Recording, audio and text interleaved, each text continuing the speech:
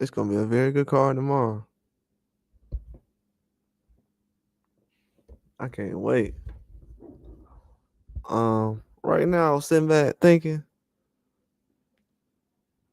but this fight is probably, if this fight is anything like the first one, this could be a top 20 fight ever. Because from what I seen from the last fight, this was one of the most talked about fights I've seen in a long time between Beterbiev and Bivol. So this next fight should be spectacular. I can't wait till tomorrow. But Turki Alashikh doing his thing right now, man. Home runs every time.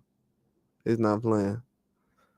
Uh, like I told people last year, the fights Turki Alashikh put together last year was fights that were already gonna happen. But this year, I mean, he's gonna make them on the fly. He's gonna have a lot of people that's gonna be ready to go. A lot of people saying Bakole's not ready. Trust me, he's been knowing for a while. It's a possibility he can step in. Even Chisora kind of hinted at that by saying that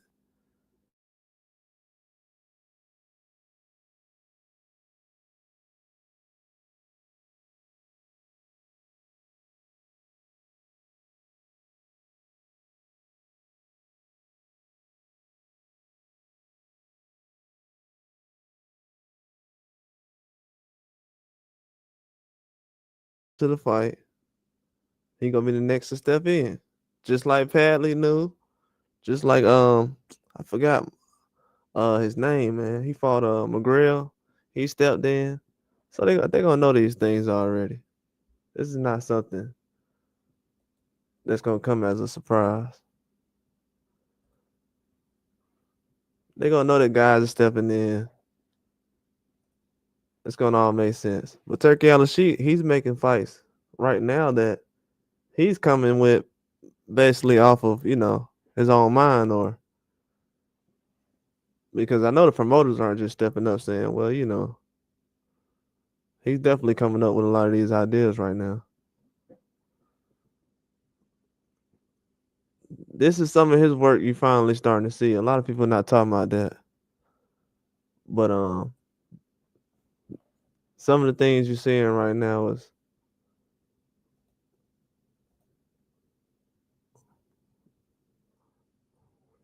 fights they have prepared to do. But yeah, promoters working well with him right now. There's a lot of good fights going on. That Parker and Bakole fight is gonna be good. It's gonna be a good fight. I think it's gonna be a very good fight.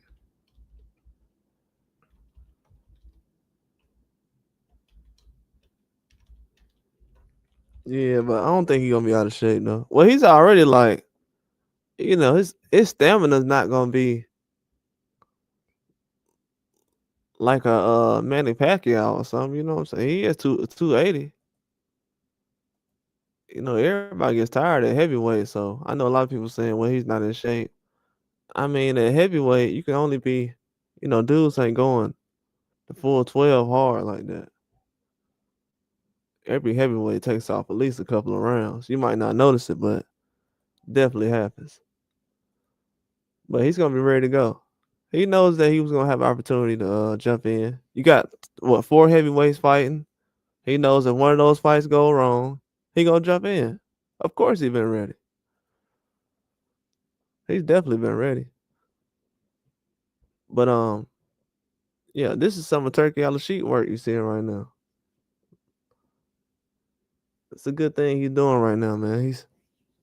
He's really putting together some good fights. Last year it was just stuff we was already knowing that could possibly happen, but the matchups right now, these aren't ones we really thought about yet, and it's coming fast too. You remember last year we had to postpone a lot of big fights. Like if you look at Turki Alashikh's cards with Fury, the undercards was kind of weak. Cordina and Kakashi, it was good, but the fight was good. I like the fight. The fight was good now.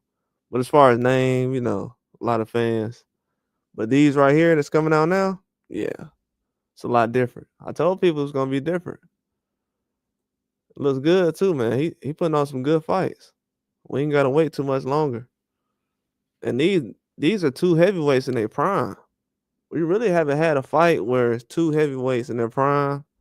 I think the last one probably Frank Sanchez and Cavill, but Frank Sanchez, he kind of injured a little bit, but this one, what, Bakole about 32, 33, Joseph Parker 33. Yeah, these guys around the same age. It's gonna be a good matchup. You can't sleep on this. Definitely a good matchup.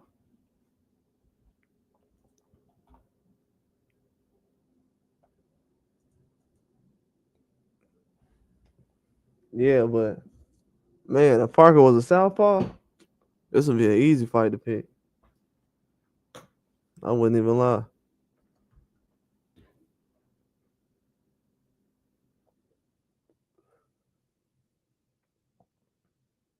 But with him being a right hand,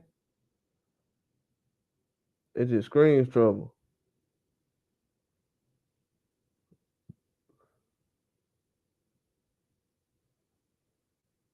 I'm gonna say something about that too.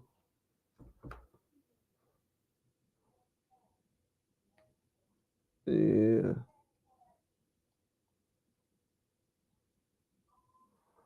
From what I seen against Jared Anderson, man, he was Parker, man, his footwork is gonna be so good in this fight. As long as he get that stamina down by Bakole. I'm telling you, Bakole is not out of shape, but it's just gonna be the weight. He's carrying a lot of weight. He ain't really been carrying most of his weight most of his career, so this is new weight still. But he gonna be able to have some force. Parker gotta get out of the way though. You know what I'm saying? He can get caught like the Joe Joyce fight, but he also can move very well. And he got a chin, he can take a punch. It's hard to really knock him out. And Joe Joyce got, crazy power. Dude punches slow, but he can get you out of there. You gotta think about it. For him to have Parker and Dubois on his resume, it shows you how much power he got. So, it's kind of hard to get up from that one. But I think Parker, he's gonna be able to move around and do some good things, man, like he did in the Zane fight last. I think, to be honest with you, people been saying form with Bakole. He reminds me of Zane a little bit too. Way he throws that jab out there, but he's a little more. He moves around when he's ready. He knows how to save his energy. But top 20 fight,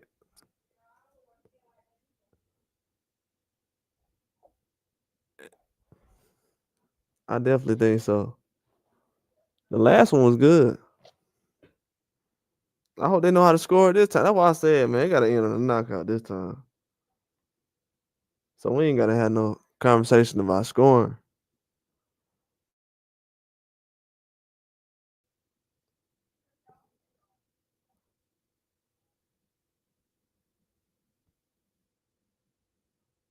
That's the only reason I'm even expecting not knockout. I do not want to talk about scoring again. That conversation, they got to be strictly a knockout.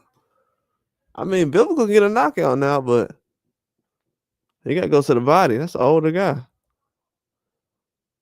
I don't think Beterbiev like them body punches. Nobody does, but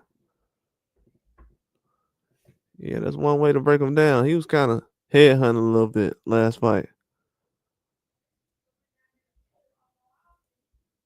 Oh, what's going on, Green Knight? What's up, DJ Rush? What's going on?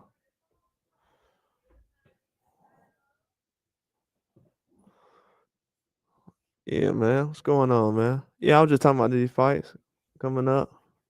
Like I was saying before y'all got on here, the reason why we seeing these big replacements Cause the dude Padley, he's still a fighter. You know what I'm saying? He ain't no trash fighter who Shakur Stevenson fighting. Everybody say he electrician, but he go out there and do something. Then they gonna try to claim him in a minute. But um, like Turkey Alashikh having these guys like Bakole and all these guys, they was ready, man.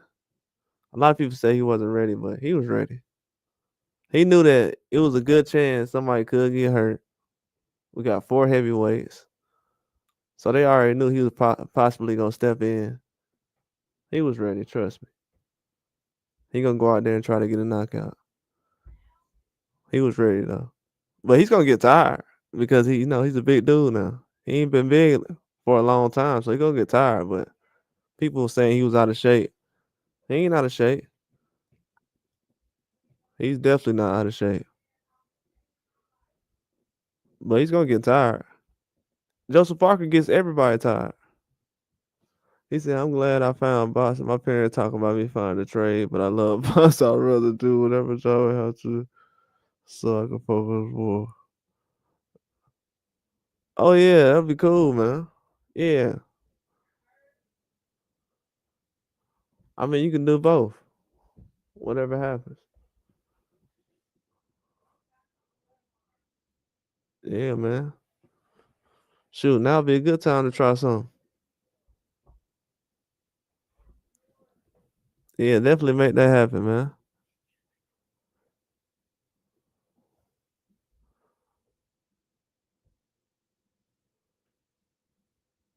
It's a $25 pay per view. You can't beat that, but with a lot of illnesses kind of ruined this week. Yeah, I mean, yeah, the Stevenson fight, we want to see it. Um, the Dubois situation, yeah, I just wanted to see a championship fight, but I'm good with the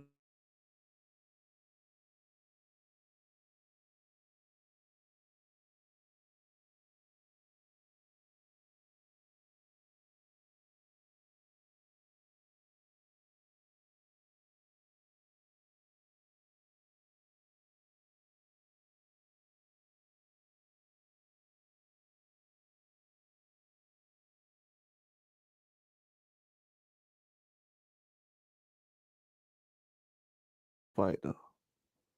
This kind of unheard of, so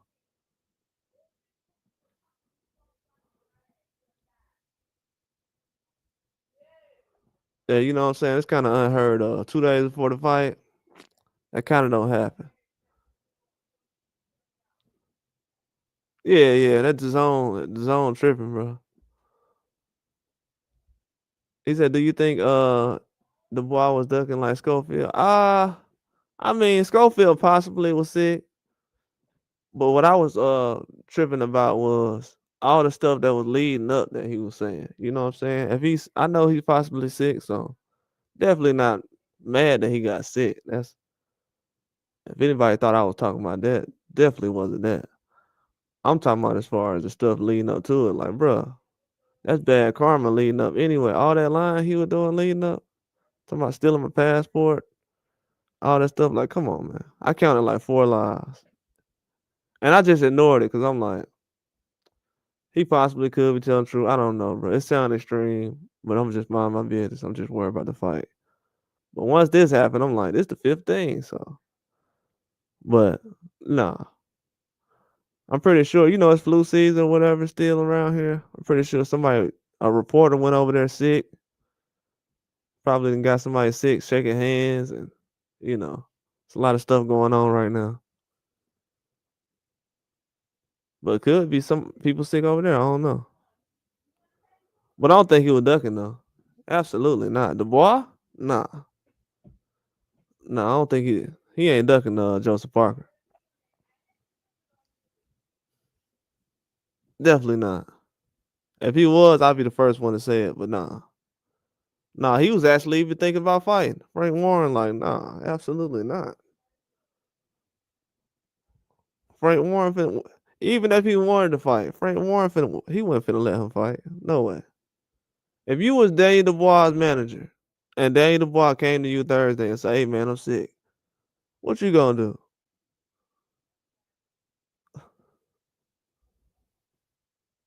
Yeah, Schofield trolling heavy. Heavy. He was trolling heavy. It was just, I thought he was just promoting the fight. So I'm like, let me just. But then he gets sick. I'm like, oh man, come on. So, but the boy got sick too. But yeah, the trolling was definitely bad karma. It got a little extreme, bro. Snack cream, all that stuff. That was a little extreme. The massage. I'm like, all right, bro. You know how stupid these guys is on the internet. They're gonna start believing some of this stuff, acting like it's true. So I bet in the future we're gonna hear people repeat that. But yeah, the boy, man, he definitely was ready to fight though. Definitely ready. But he gonna get another chance, man. The boy's good. He's still younger than most of these guys. This is actually good for Bakole. He can still fight again. So they get him an early fight. What is it? It's still February. So he wasn't gonna fight till May. So that helps him out. Then we get to see Dubois fight possibly again because Dubois was gonna fight what? Parker and then fight Usyk at the end of the summer. So now we get to see Dubois, I guess, fight again. Well, he ain't gonna fight this time, but fight before he could possibly fight Usyk or somebody. That could happen. So different matchup. Kind of worked out perfect to be honest with you. Cause then they can find out what they're gonna do with Joshua's situation since he ain't fighting nobody yet. But it's working out though. I think the way Turkey Alashikh doing it, it's like a tournament. So that's the way it looks. They got all the heavyweights fighting each other right now. And Bakole fighting Parker right now kind of speeds it up a little bit. To be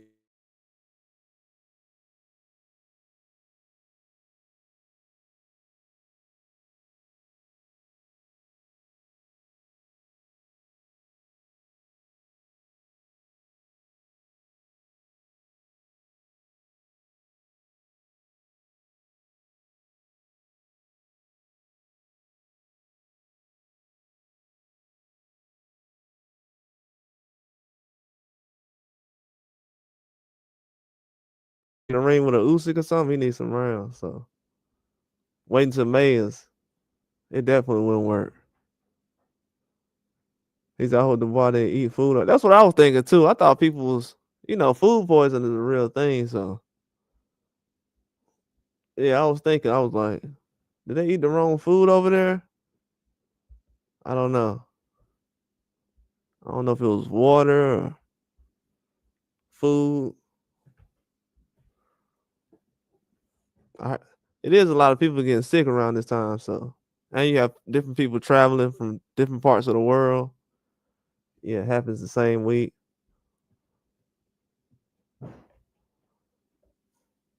Yeah, but man, Turkey Alashikh putting on some of the best cards right now. He really saved his card. Bakole did too. Getting on this card it definitely saved it. It didn't mess up any other fights. And also, Bivol and Beterbiev, that's still a major fight right now. That's a fight a lot of people paying attention to. A lot of people. This is one of those fights right now. Right now, I think this might be one of the best fights, if not the last 20 years. Just because, from what I seen the last fight. Just to be honest, I mean, it wasn't that many people that tuned in, but every person that did tune in definitely thought the fight was good. So that's hard to have when you have every person that saw the fight agree that it was a very good fight. Usually somebody has something to say about it. So to have everybody agree, that shows it was a good fight.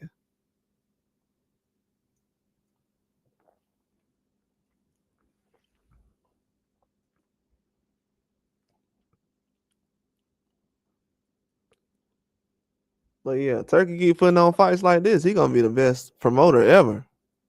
It's gonna be a wrap in a minute. I mean, it's gonna be hard for them to put on a regular fight cards in the future. It's gonna have to be big names stacked top to bottom, like Bob Arum did on that last card Keyshawn had. It's gonna have to be a lot of names on it.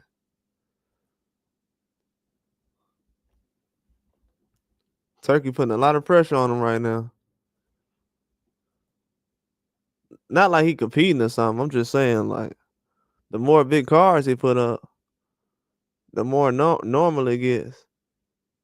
That's gonna force everybody else to step up. That's gonna be good for boxing, though. It's good right now. I think it's a good thing right now.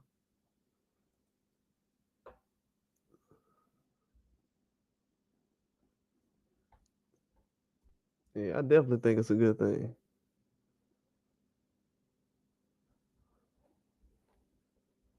Oh, matter of fact, let me see this. Where's that?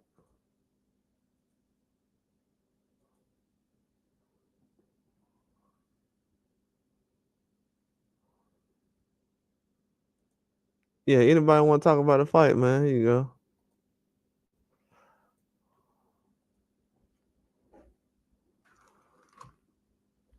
You said I heard Top Rank might be moving to the zone. Yeah, everybody going to the zone. It's about to be a wrap.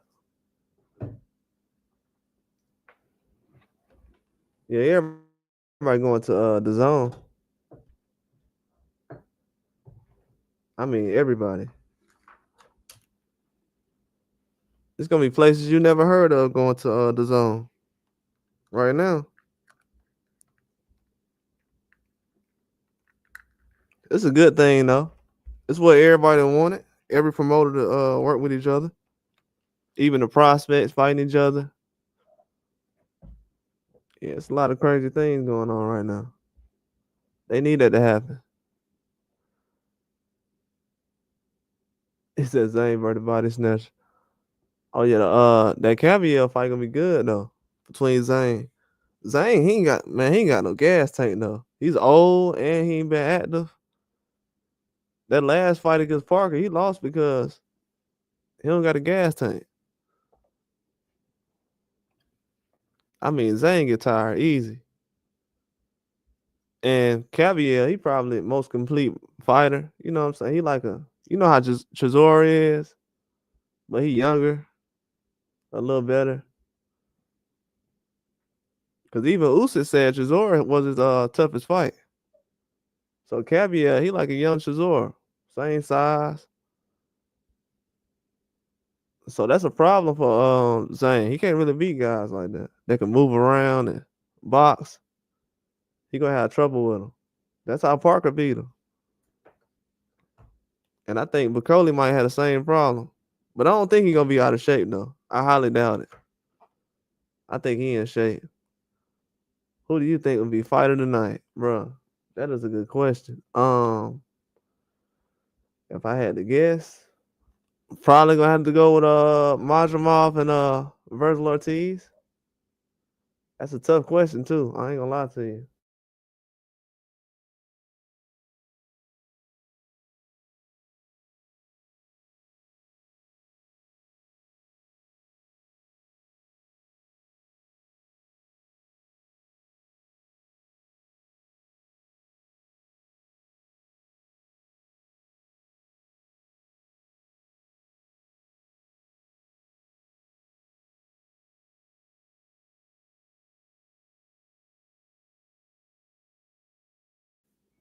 Bivol's throwing them hands too. I ain't know he was gonna throw them hands like that. You saw how many combinations he threw for like 8 rounds straight without stopping? It's unheard of. Over 300? Oh, if he over 300, that ain't gonna be good then. What? Let me look at that. I ain't see that. He weighing over 300? I thought he was like 283 or something last time. This dude that gained 20 pounds. He ain't look that big when he was facing off with Joshua.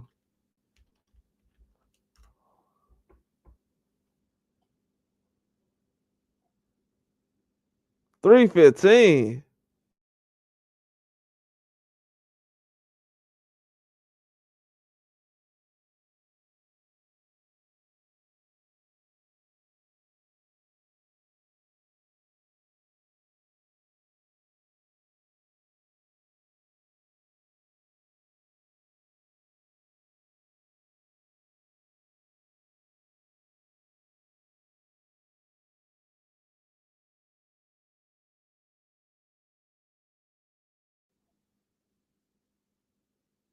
But he ain't go 12 rounds with no 315.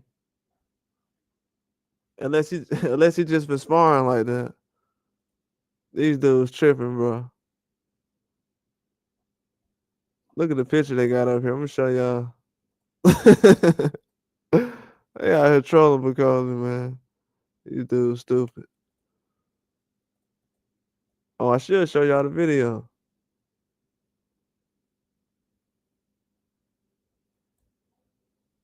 This dude out of shape like this.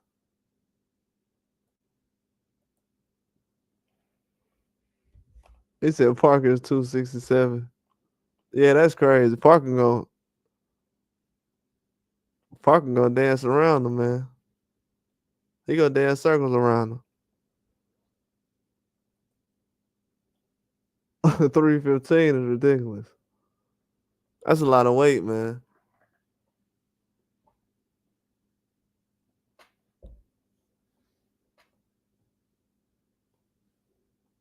Dude's weighing in at 315. That's wild.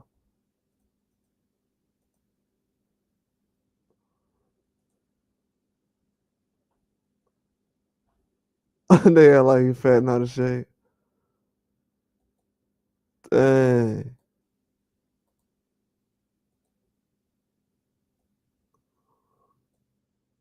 He ain't got a jacket on or nothing. Straight 300.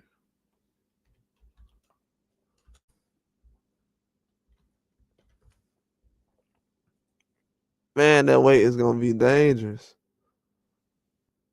He gonna have a hard. It's 12. Dang, I'm sitting here saying he in shape and stuff. If I would have knew he weighed in at 315,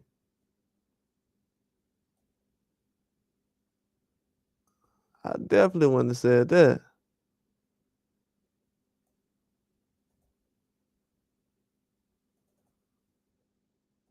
Yeah, that's a lot of weight. I don't know how many rounds you expect to go like that. This might go like that Joe Joyce fight when Parker got KO. Pull up for Bakole. Yeah, that's what I'm saying. He could win going the distance, but it's gonna be hard to get some punches off if you Parker. Parker don't jab that much too. I mean, gonna be a bad style matchup. You know how Jerry Anderson was jabbing, he was doing good. Then he started trying to throw combinations and hooks. That's when it went bad. So it could end up like that. To be honest with you,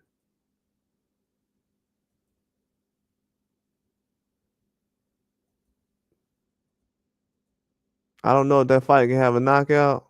Cause Parker do got a chin. For some reason, when Joe Joyce knocks guys out, they usually don't get up.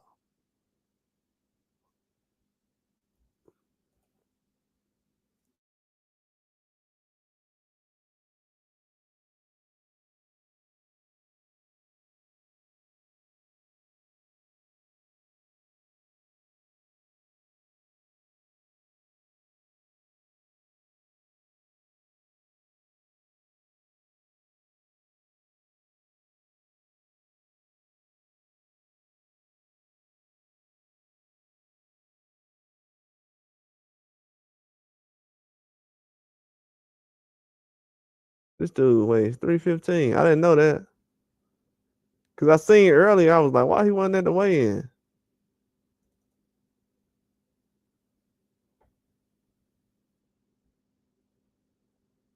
I mean, he was. I mean, 2 days is 2 days. I guess it is what it is. Yeah, them combinations. Yeah, he was touching them with the combinations. You know what I seen? I noticed that Jerry Anderson was doing every time he was getting caught. He kept switching to southpaw for some reason. First round, fourth round, he just kept switching to southpaw. Every time he switched to southpaw, he just started getting caught. When he was in southpaw, he was flat footed, getting caught. Boom, boom, boom. Bakole was just catching him. Then as soon as he'll get hurt, he'll go right back to orthodox. I'm like, bro, this dude was out there fighting like he was sparring or something. I noticed it. I'm like, every time he getting punched or knocked down, watch. If you go look tonight, it's only 5 rounds. When you get off of here and go look at it. Every time Jerry Anderson was getting caught, he was in the southpaw position. Dude was out there trying to show out on Bakole. That's crazy. Like he was a journeyman. That's funny. That boy Jerry Anderson funny. No, I don't think he done. No, I don't think he done. He do got some talent. I ain't gonna lie. Jerry Anderson definitely got talent. He just got to work on his body, man. That's it, man. Like if you notice when Bivol was fighting, I'm gonna tell you something. When Bivol fought Canelo, he wasn't the same as when he fought Beterbiev. When he fought Beterbiev, you can tell that he was in the gym. The way he was consistently throwing the punches over every round, you could tell he was working on his body. Jerry Anderson, he's kind of like he's not able to throw punches consistently and to handle those big bodies. As soon as Bakole began to lean on him, he didn't know what to do.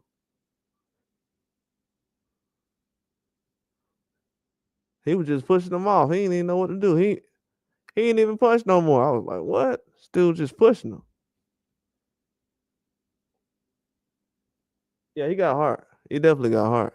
Yeah, Jerry Anderson definitely not a bum or nothing. Yeah, he definitely gonna be good in the future.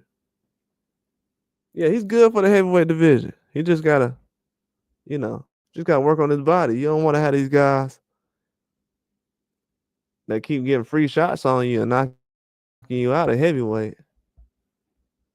You know, guys can get ruined at a young age, so you definitely don't want to take no big shots.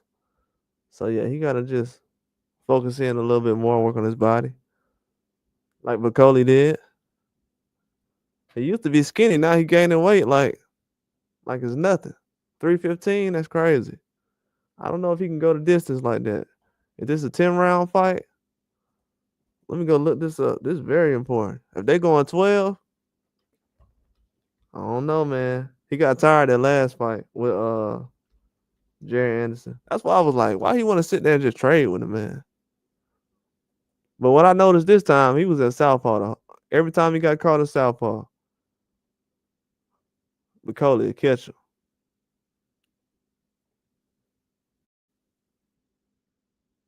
Yep, it's 12 rounds. Yeah, he got the heart to keep fighting, definitely. But he just gotta slow down though, man. Can't call out the big names right now.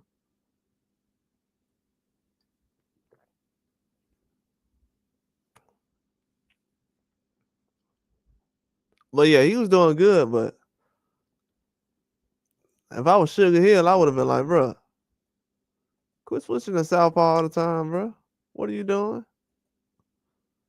You can't move like that. He moved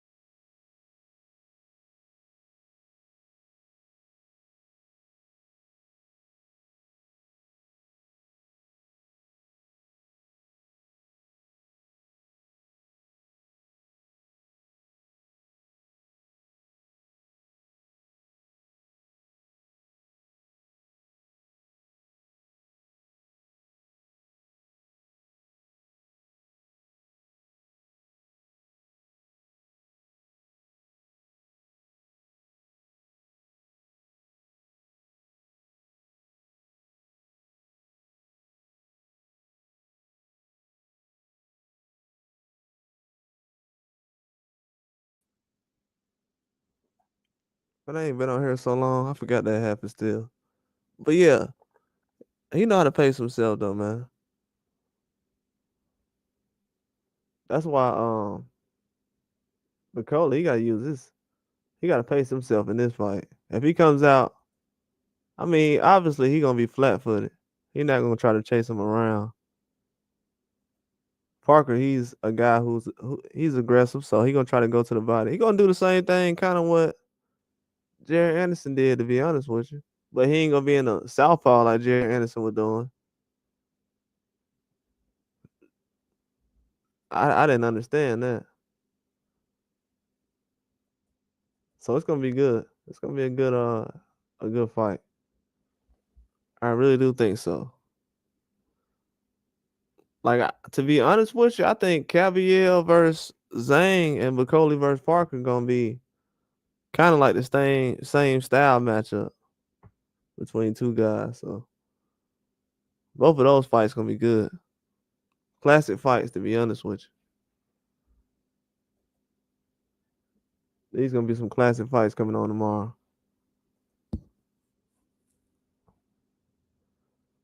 And then Carlos Adames. I want to see what Carlos Adames does. I don't really think he's shown his best yet. So he gotta come to fight tomorrow, man. He got somebody who's hungry, young guy, about 6'3", 6'4", a lot of power, knocking out everybody. You said Parker's lateral moves will be compromised by his weight too. You think so? Yeah, you're right about that. You're right about that. Parker don't like no those bigger guys when they put that weight on them. You're right about that. That's why I'm looking at the weight like it is an advantage. I don't know if everybody's seen that weight he had. 315. That's a lot of weight, man. Parker put that weight on him, he gonna be done. I mean, he put that weight on Parker, he's gonna be done. Cause I don't know the last guy Parker fought like that big. What? Um, Zane. Zane just got tired though. I don't know if Bakole got a better gas tank than Zane. That's the only thing I'm worried about. What's up, Rod Brown? The only thing I don't know if he got a better gas tank than Zane, to be honest with you. He gained all his weight right now. That's how Zane was looking slow against Parker. He gained all that weight. Dude gained 20 pounds after he fought the other guy. He said he need to bully Parker. Yeah. He's not gonna chase Parker down. He definitely not gonna chase Parker down. He gonna conserve all his energy. Parker, he one of them guys that try to jab to the body, so he gonna be moving around, but he can't get caught with a shot. But Parker don't throw a lot of jabs though. So what is he gonna do? Well, he throws a lot of jabs. He don't land a lot of jabs. He'll put his hand in your face, but how long that's gonna last? That's kind of what I'm thinking about. Now, if he can tire him out like he did Zane, which I'm thinking, that's really the only game plan he really got. Tire him out, beat him up the last 6 rounds, possibly get up for 1 or 2 knockdowns again. I mean, unless he can get a knockout. He can tire him out and get a knockout, but kind of like the boy did Big Baby, but I'm pretty sure he's gonna be in better shape. So, but if Parker can't handle that weight, he's gonna be in trouble.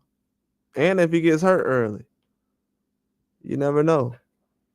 This might be one of them fights where he just can't take the punch like he used to or something. Stuff like that happen. The way Jerry Anderson got hit, he bounced back, but it's like when he got caught again, it just wasn't. he wasn't gonna make it through the fight. So and he's putting on more weight. And to be honest with you, the bigger Bakole gets, the more he's able to throw that right hand and show how much power he got, to be honest with you.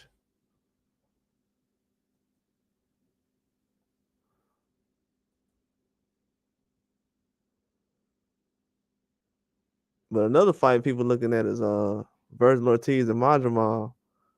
I don't know, man. A lot of people got Virgil Ortiz as the favorite right now. That's gonna be a close fight. I mean, it could be a knockdown in the fight, but I don't know. Possibly,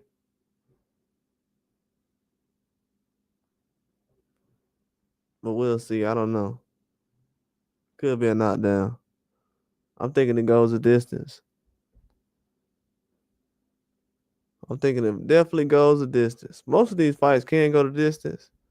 I don't know about Bivol and Beterbiev. I don't know if Beterbiev go out there and try to get a knockout. We don't know. We definitely don't know. He hasn't really talked about any strategy.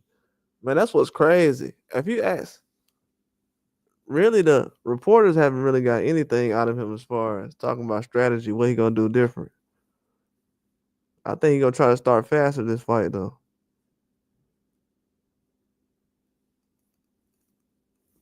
I think he definitely gonna try to start faster. But I can't wait till this card happens. Turki Alashikh changing the game, man. This card is kind of stacked. Let me see. This card may be more stacked than the Terrence Crawford card versus Majamal. This might be a little better. Yeah, this card might be a little better. I'm not gonna lie. These like the highest ranked guys we had fight each other. Yeah, this might be the best one.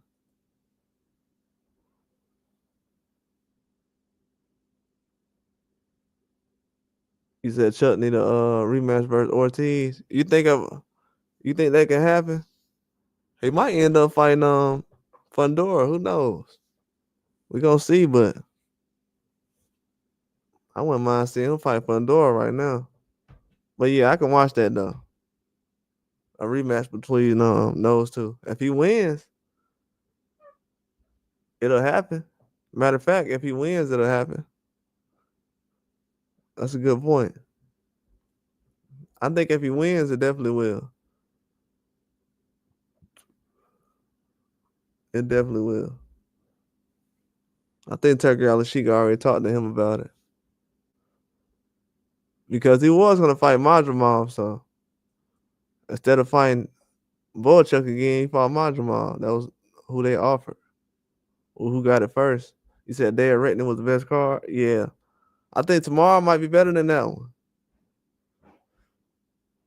I think tomorrow might be better. It just might be.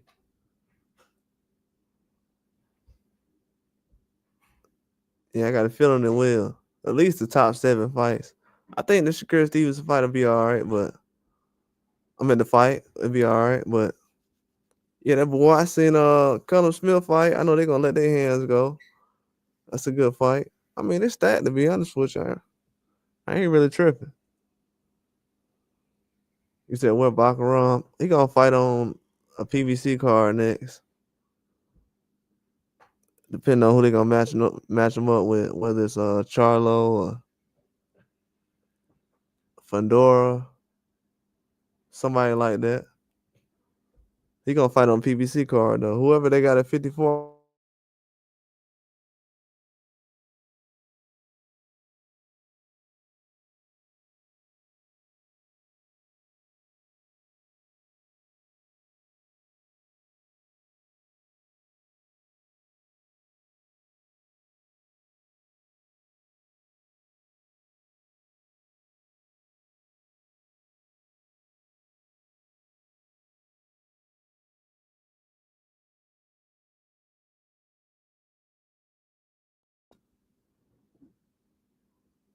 I bet that.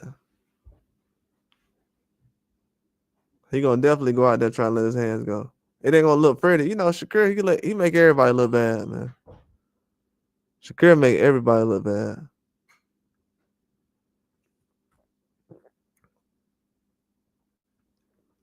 But yeah, he going out there to fight though. And he usually, and to be honest with you, Shakur usually struggles with guys like this. That's why, that's why I'm laughing about it. It's it'll be funny, but it usually looks bad against guys like this.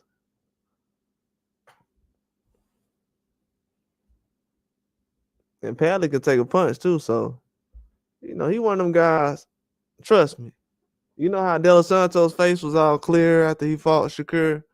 This dude Padley gonna be looking like his face gonna be all beat up after he fight him.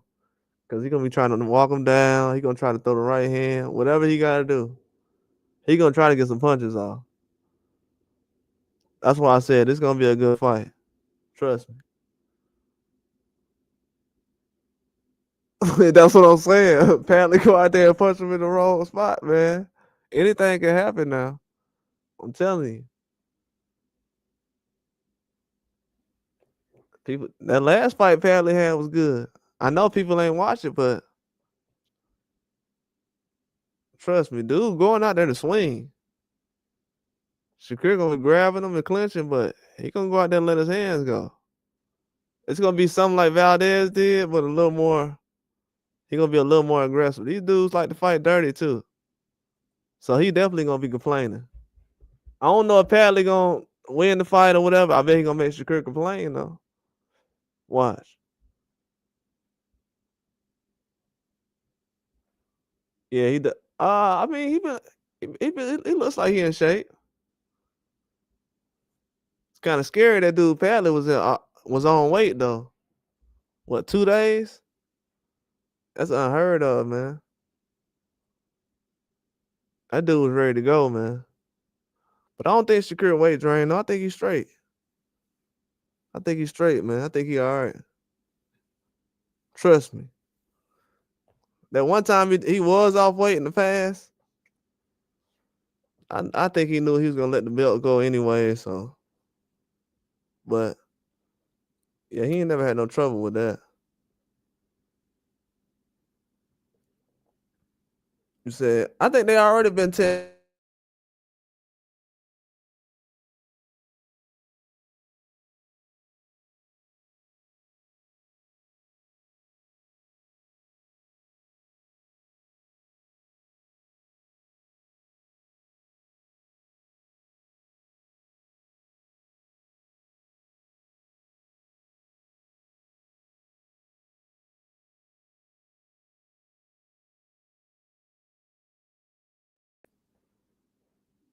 They fought in August and September. So they probably still been drug tested. From what I've seen, if you fight with Turki Alashikh and he's still keeping you on cards, you still getting drug tested.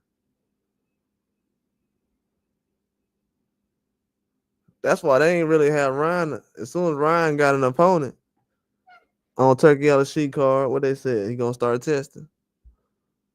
So as soon as you get a fight, you already getting tested. They caught the last dude before the fight happened. Now he in a lot of trouble right now. Dude looking at an 8-year suspension, man. Career might be over. 8 years? I think he like 21, 22, but 8 years that's the whole career.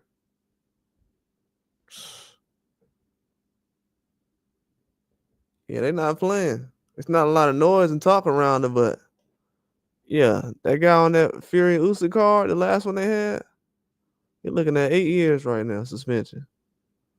He might as well hang it up, go out there in MMA or something.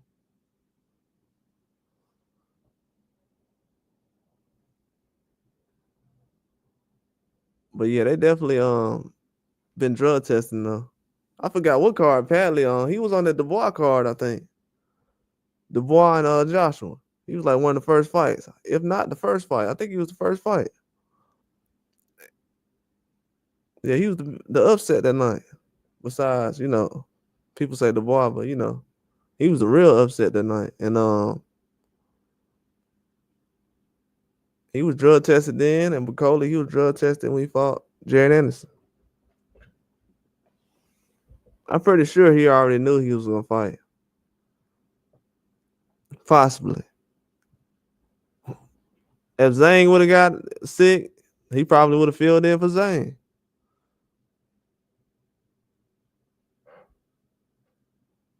Because I know last fight card, people didn't notice it when the other guy filled in for Dennis McCann.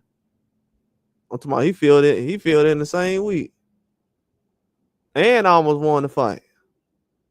Bro, he came in the same week of the fight, made weight, and almost got the upset. I ain't gonna lie to y'all. I think he won the fight. It looked like he won the fight to me. Between me and y'all, I think he won the fight. Cause right after the fight, they signed him to a contract. After he lost a fight. So these guys is like filling in as late replacements. Bro, once they hit that Saudi airport, they get that royal treatment. Yeah, they going out there trying to take somebody's head off. We see what happened to Joe Cordina. It's been a lot of upsets in Saudi Arabia. I mean, on Turkey Alashikh cards. Let's just say that. Like 50% and up. Oh, I got Shiraz in that fight.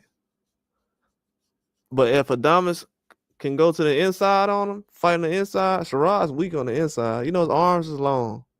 So, he got that Fundora kind of factor to him. But if Adamas can fight on the inside, yeah, he gonna win the fight. But if he's on the outside taking that jab and just exchanging on the outside, yeah, he gonna get stopped or possibly beat down. I think he'll last 12 rounds at least. I think he can last 12. But his last two fights, he been getting touched up way too much. And the guy he fighting now is a different level. And like I said, he's 6'3" and got power like it too. So I'm definitely going with him, but I think it's gonna go the distance. But Adamas, he got to fight on the inside though. I think Shiraz is weak on the inside.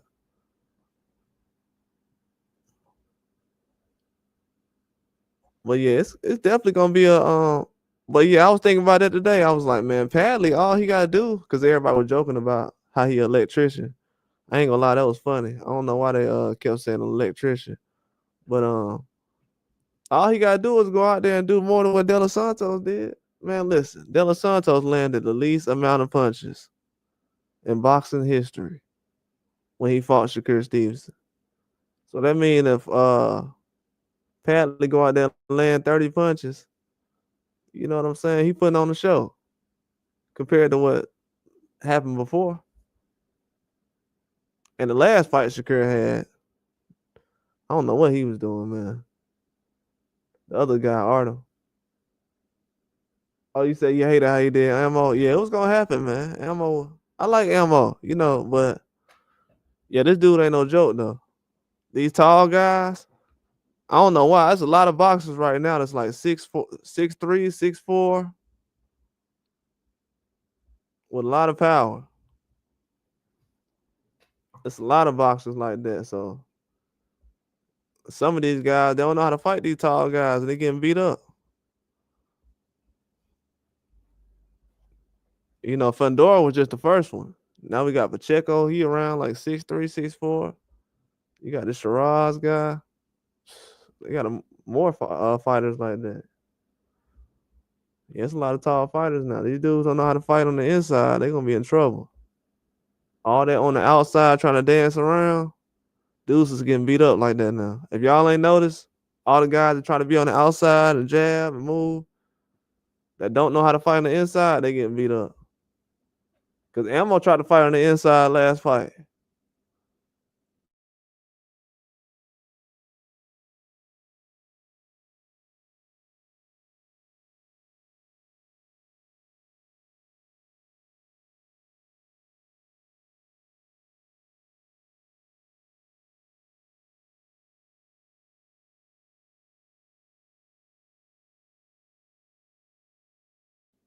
Then a couple of weeks later, they another size. They huge. Yeah, but dude's huge, man. But O'Donis, he been getting touched up too much. Like he was getting touched up against J Rock, then Terrell Goucher, the dude who fought Tim Zoo. He was getting touched up against him. I just can't see it right now. Unless he do something different. He gotta really come to fight, you know what I'm saying? Show some heart. He can win the fight though. He can definitely win, but he gotta step to him though. This can't be like one of those regular like the last two performances. And you fight for the belt? Well, you already got the belt, but you're gonna lose it if you go out there and not make something happen. Yeah, but I like that fight though. It's a good matchup. The whole card good. But I don't know, man, between Buatsi and Cullum Smith, I was leaning toward Buatsi. Cullum Smith. I mean, the only people he lost to was what Beterbiev and Canelo. That's not bad losses, but still.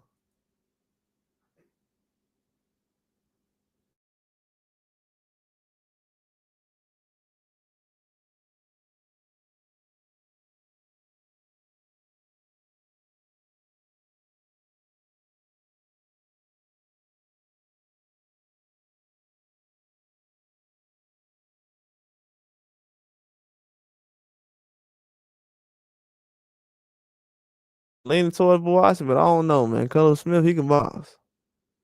It's gonna be a hard fight.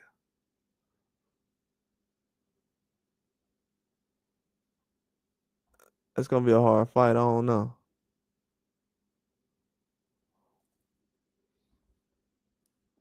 He said Smith might get it. Yeah, Smith might get it, man. I ain't sleeping on Smith.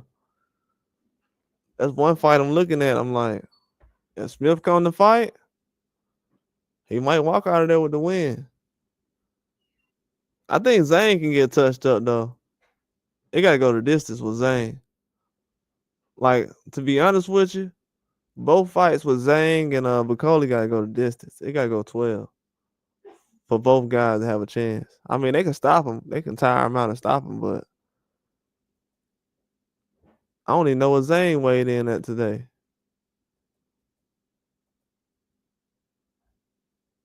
They put it up there. Dang, see Zane 287.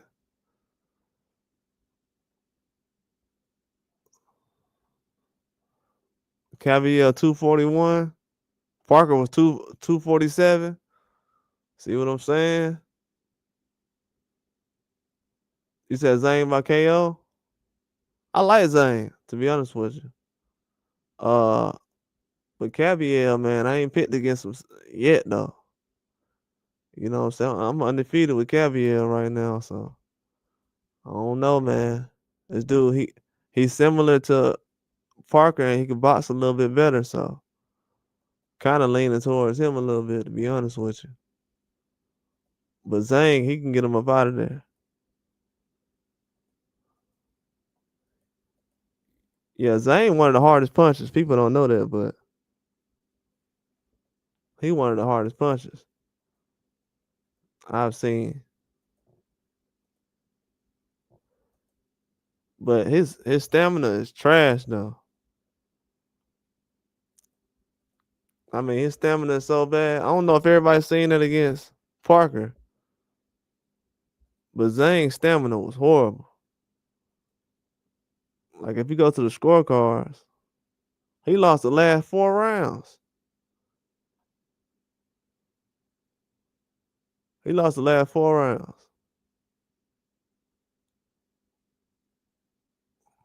They really, and what's crazy is they gave Zane. I mean, they gave Parker the 4th round, the 5th round, the 6th round, the 7th round, the 9th round, 10th round, 11th round, 12th. They gave this man every round from 4 to 12, and Zane only got the 8th round because of the knockdown. So the only round Zane won was the first 2 rounds and the other two that he got the knockdown in. Only won 4 rounds on their scorecard. Yeah, he gotta get him up out of there early. That gas tank is definitely not it. Around the 8th round, he gonna be struggling. Yeah, he needs to hide it, man. He definitely gonna have some trouble. It's gonna be some good jabs early, getting counter punched. I think the counter punch is gonna have Zhang, in some trouble.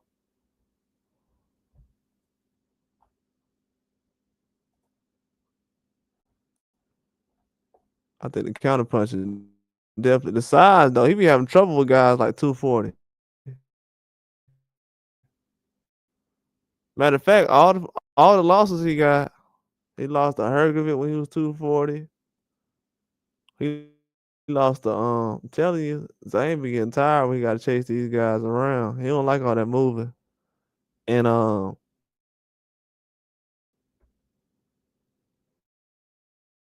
Parker was 240. Now you got Cavier going to hit 240. Sometimes I ain't been too wrong about that theory lately. To be honest with you, I was using that theory into that Bakole and Anderson fight. I was like, nah. But I should have kept that same theory out. Trust me. When it comes to heavyweights, it matters. Not all the time, but a lot. You know. Usyk kind of broke that, but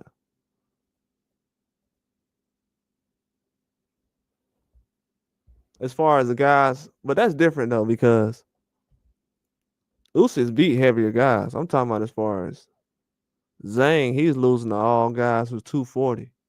And then he fighting a guy who's 240 coming up. I didn't even notice that until just now. But in my mind, I knew that he was having trouble with those kind of styles like Hergovich, guys who can box. You know what I'm saying? Zane likes to fight power punches. You think that Zane fight might be fight of the year?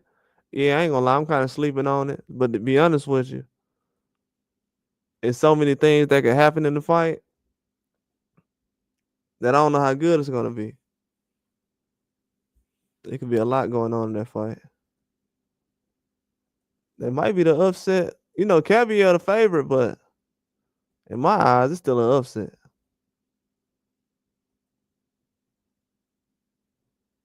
My eyes, it's still an upset. Haven't really seen Zane dominated yet, so if he go out there and get dominated, yeah, it's gonna be fight of the night. If him or any of these guys who's the favorite mostly, but Zane not the favorite though. But if you haven't been dominated in a fight and that happens, yeah.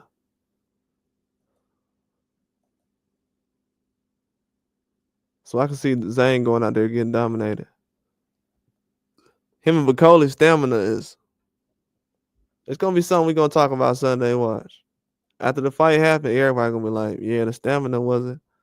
But I don't think it's Bakole getting the fight late. He can't be gaining all this weight. You know what I'm saying? And then think the stamina gonna be better. So it better work out for him. It really can't be no excuse.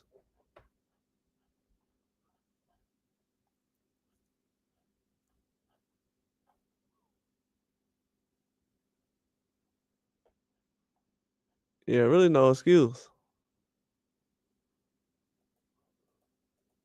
Hold on. So is Padley a electrician for real? Everybody saying this dude an electrician, man.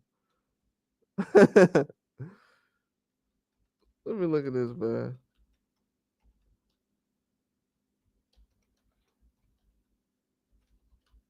Is this dude an electrician for real?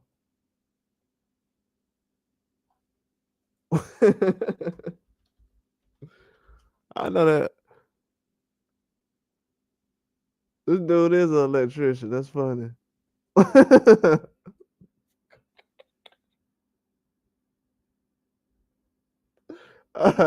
So hey, so the dude Padley really is an electrician, huh? These dudes stupid, man.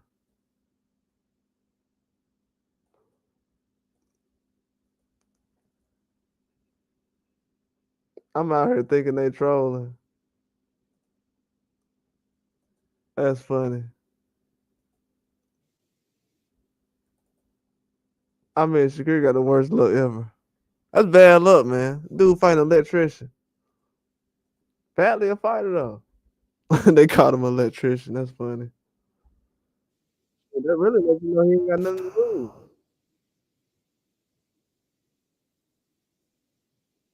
Honestly,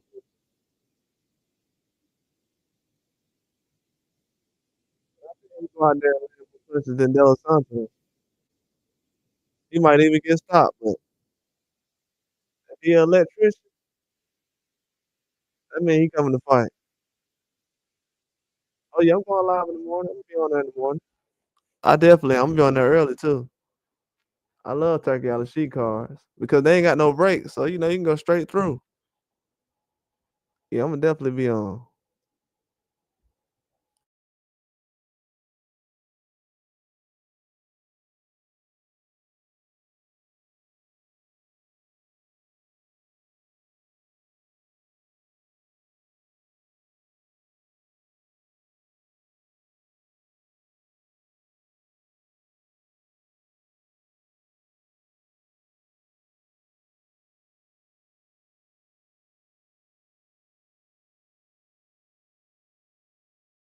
What are we talking about? Yeah, I watched the whole car, prelims, everything. We're gonna be in here. Yeah, the prelims, the whole car. Yeah, I'm gonna be here. I'm being here. Yeah, I can't miss this car. Man, this car is so good. I forgot Tank fight next week. You know, February goes by fast. This fight so good, man. I forgot Tank fight next week. Every week gonna be a big fight, so you know, boxing's starting to get back to where I don't know if it's been like this before, but that's what I'm saying. This is a game changer right now. The way boxing is right now, this is a game changer. Getting a replacement like Bakole 2 days before the fight. People say Padley bad, but I can bet he gonna land more punches than De Los Santos. He gonna lead that fight with a black eye. He gonna give Shakur a chance to knock him out. We gonna that, I will say that Padley's gonna give Shakur a chance to actually knock him out and see what he got. He gonna lead the fight bloody. He's not gonna do like the rest of the opponents who ran. He gonna be chasing down Shakur, and if Shakur run from him, then that'll be bad on his part. But this is a guy I know for sure gonna run at Shakur and try to make something happen. I can guarantee that. He an electrician, but that lets you know that he ain't got nothing to lose right now. But the last fight I seen him in, he was boxing well though. He ain't nothing to sleep on. I learned that a long time ago. People used to think Ricky Hatton was trash, and then he ended up beating Kasazu. He ended up beating Tim Zoo dad. So them guys from UK, you definitely can't sleep on them. This ain't like how boxing was 20 years ago. They growing up practicing just like everybody else.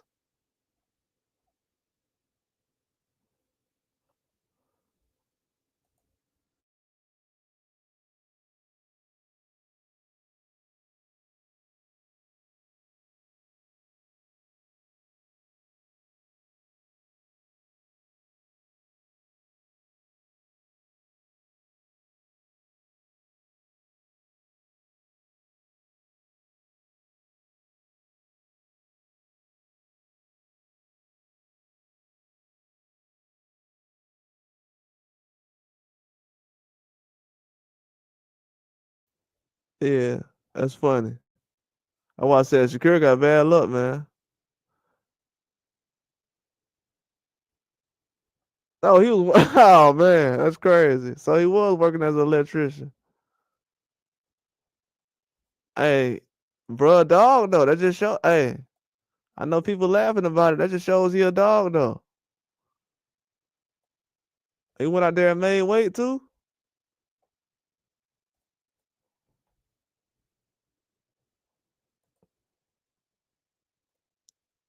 That man made weight too. So he was at work Wednesday. Yeah, that just show he a dog. Yeah, I want to see what he do in the ring, man.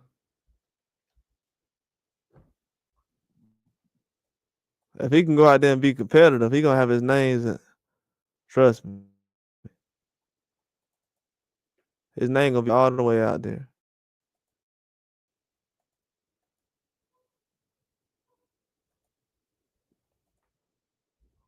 So that's the only fight really we watching out for to see if he actually show up.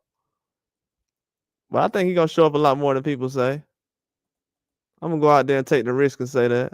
Not saying he gonna win or nothing, but I'll take that risk and say that right now.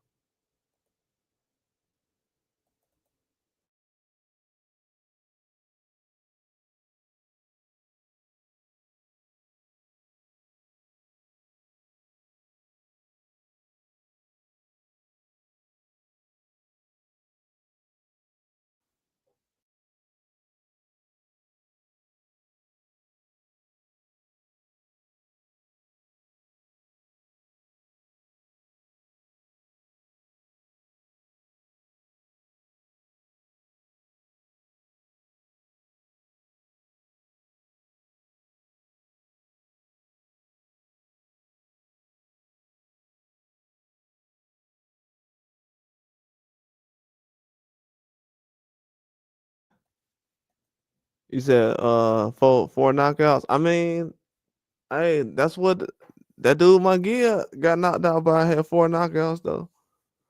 You know, anything can happen. It can't happen. I haven't even looked at Padley resume. Let me see. Anything can happen, man.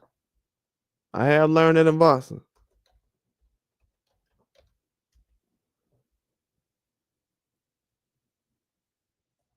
That's why I ain't want to throw him under the bus. That dude who fought Munguia.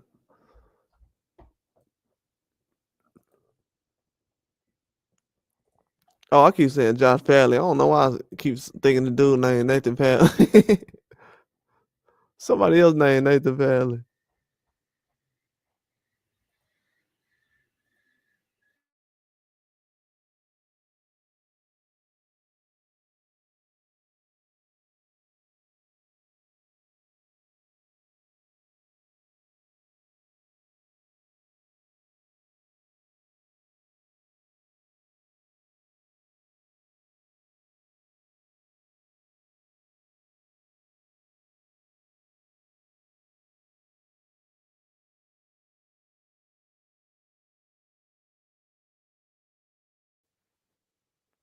He a power puncher at 135 because you really fight at 140.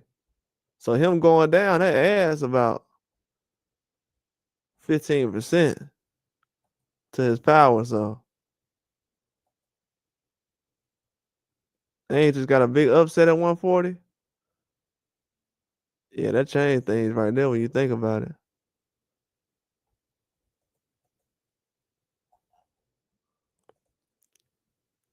But yeah, man, right now they got Bivol defeating Beterbiev tomorrow. I mean, Beterbiev, he just need to go out there and try to get a knockout. If it go 12 rounds, I think they're gonna end up giving it to Bivol. Cause he gonna go out there punching more than he did last time. If he don't get stopped. He said four knockouts, no sir. Yeah, I'm trying to hype it up. Yeah, he really ain't. You know, I ain't giving him a huge chance. But in my mind, I can actually see him be competitive though. Let's just say that. I can see him making it a fight. I just don't want to see a boring fight. Not to say Shakur is always in a boring fight, but I'm just saying I know he's gonna be competitive, so I'm not too worried about him having a big name.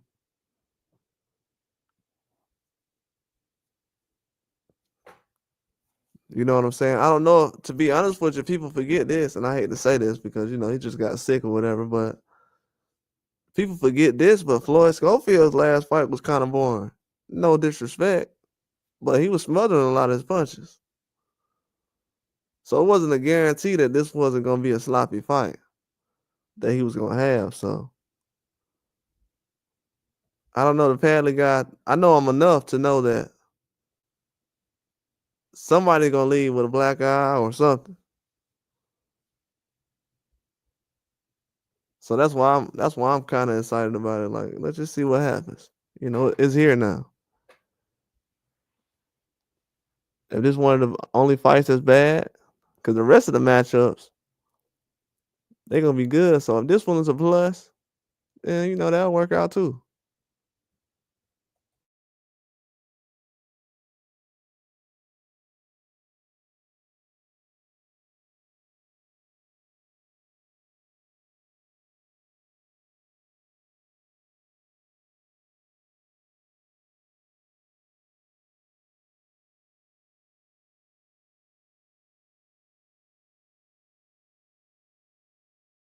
And moving a lot, like his legs was moving,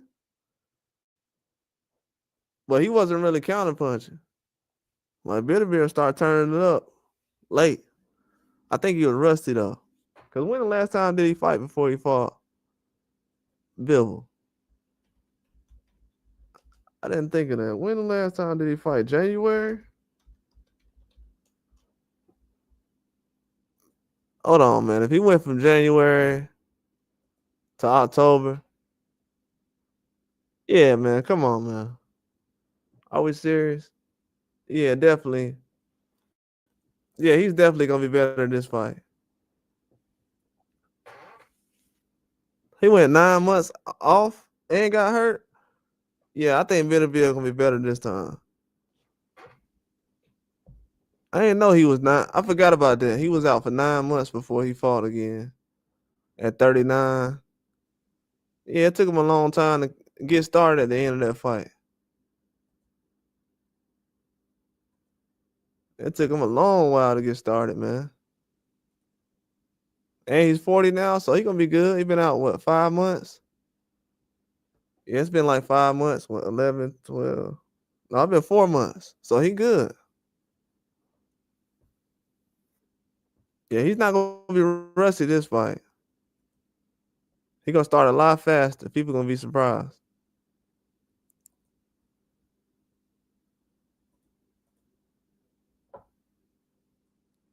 Yeah, they're gonna be surprised by this fight. They're gonna start a lot faster, both of them. That's why I'm saying if they fight like that and it's faster this time, it could lead to a stoppage. I mean, if Bivol go to the body, he definitely got a chance to stop him, but Beterbiev got a chin though. I don't see him knocking him out, hitting him on the chin. I haven't heard too many people saying he was gonna stop him either. So not too many people think he'll stop him, but outboxing him, yeah. But yeah, they said this was Wednesday, I think. That's crazy. But yeah, stopping him, it's gonna be a stretch. I don't know if he can stop him. Now Beterbiev, him fighting 4 months after their last fight, that's a big advantage for him, especially at 40. I know he happy Turkey Alashikh made that happen. Because you gotta realize, I'm gonna tell y'all something. This how you know these dudes they don't really be active like that when it comes to big fights like this. Because they was making a big deal about it on, I think it was Matchroom or Ring Magazine website, one of them. They was making a big deal out of it that these guys was fighting 120 days later. I'm like, man, that should be normal. The fact that that's not normal just shows you. But that's a huge advantage for Beterbiev though. He was rusty coming off an injury. Cause Bivol, he fought what? in December. Then he fought in May. I think he fought on Fury card. He fought in May.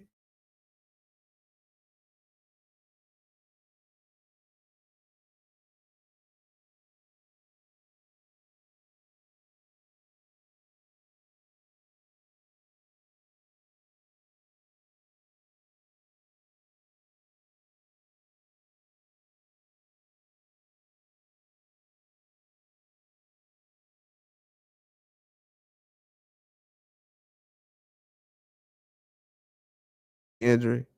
You got to sit down for a little while. And at his age, he couldn't really afford to sit down the way he did. So he might come out a little faster this time. But if I'm Dimitri Bivol, I'm trying to go to the body a little bit more. That's all he can do. Because to be honest with you, he can't out jab the man. He throws a lot of combinations, but he can't out jab him. And I don't know if people notice it, but that jab leads to all the knockouts. That's why him not jabbing last time, he didn't get a knockout. But he got one of the best jabs in the game. And I'm not exaggerating. I haven't really noticed that till recently, but Beterbiev got one of the best jabs in the game. You look at that last fight, Dimitri Bivol was hanging on like it was a tree branch. Because he knew once that left hand start picking at his chin, it started getting dangerous. That's why he was moving so much. Because Dimitri Bivol wasn't tired like that. He was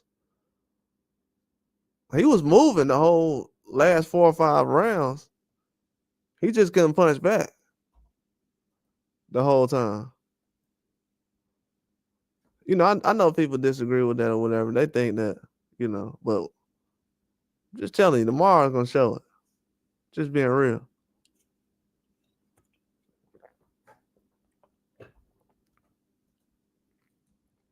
Cause he slowed down.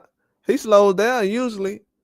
Not because he out of shape, but you know, he only know one speed. To be honest with you, he only know one speed, so Dimitri Bivol don't really slow down. He definitely doesn't do that. He knows how to switch it up a little bit, but not really.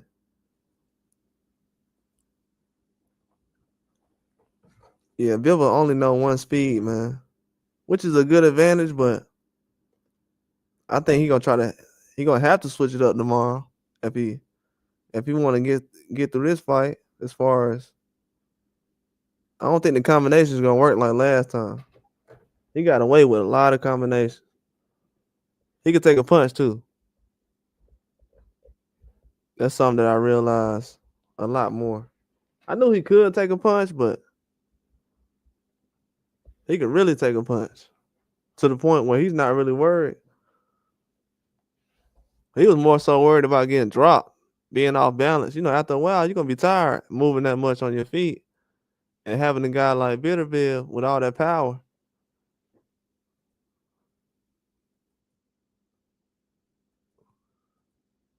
Yeah, we gotta see, man. We gotta see how both of these guys respond. I don't think we've seen either guy in a rematch before, so it's the first time they're doing a rematch. So now you get to see how they respond in a rematch. That really shows what kind of fighter you are.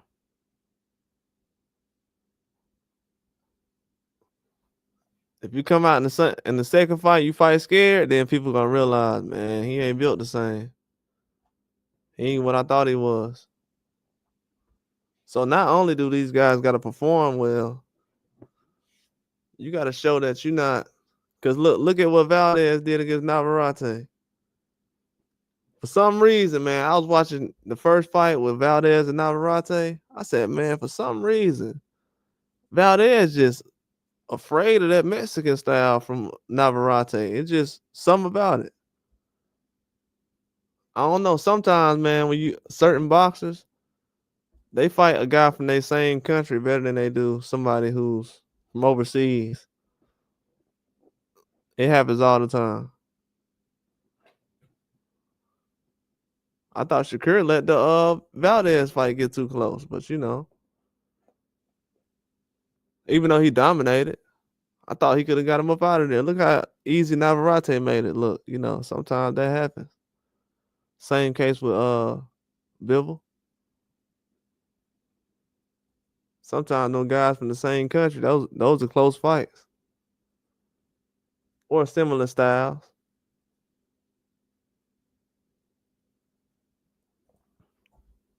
But I'll be shocked if Bivol get a knockout tomorrow. If he goes to the body, he can make something happen. But I ain't seen him go to the body yet, man. Especially early in the fight. He not that type of boxer anyways. He a boxer. He ain't really no guy who a heavy puncher who's just going out there. It all depends though. He have been fighting some tough people lately.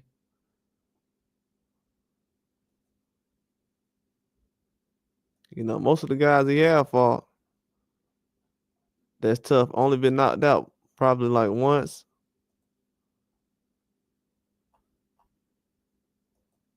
Or never knocked out.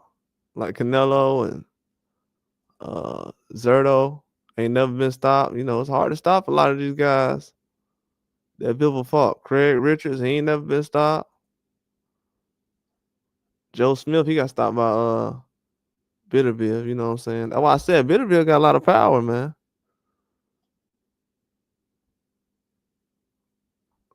He got a lot of power. He be stopping guys that ain't never been stopped before. And they power punches. But against boxers, he's struggling. I've definitely seen him struggle against boxers. But if I'm Bivol though, I'll be on the back foot and be counter punching him, but he ain't that type of fighter, so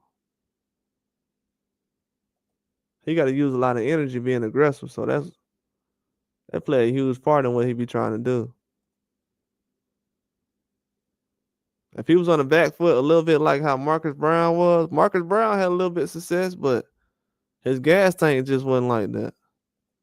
He don't got a gas tank like Bivol does, but he was able to be on the back foot and land a lot of good shots. Yeah, he was boxing Beterbiev easy. But Bivol, he used so much energy jumping around and fainting. Then he's throwing combinations. Dude is using his whole body each round. From the hands, legs. He's even changing levels, so he's using too much energy sometimes.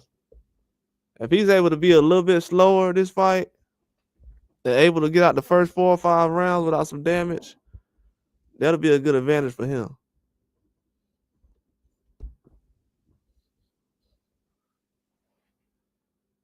But I got a feeling that Beterbiev was expecting him to come out throwing some big punches early in this fight. And that's gonna catch him off guard. But they expecting anything. Start off fast, slow. But if this fight is better than the last fight, it's gonna be fight of the year. Definitely gonna be fight of the year. I forgot what everybody said was fight of the year last year. But this definitely gonna be fight of the year if it's better than the last fight. That was one of the most talked about fights I've seen. And a lot of people it wasn't a lot of people tuned in. But for everyone to talk about the fight the way they did, that just goes to show how good the fight was.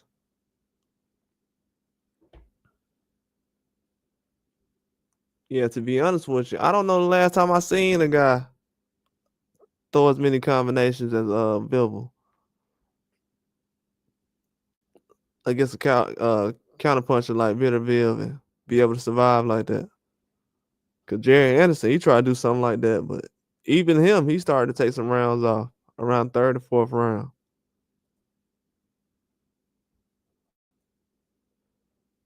So I really never seen anybody do it lately. Where a guy constantly walk you down and you ever get combinations off. But if he can't take a punch this fight, he gonna end up getting stopped. I'm telling you.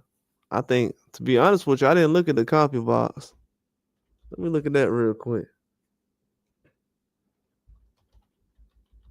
Let me see who's throwing the most jabs. I haven't seen nobody really look it up. Okay. This is what we need right here.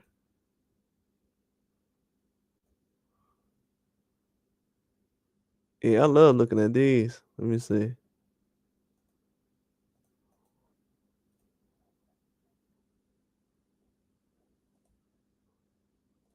Yeah, I really never used to pay these attention, but they've been working lately, so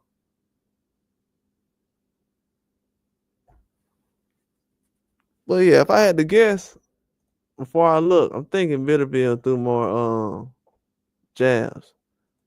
But if he didn't, I would kind of be surprised, but not really.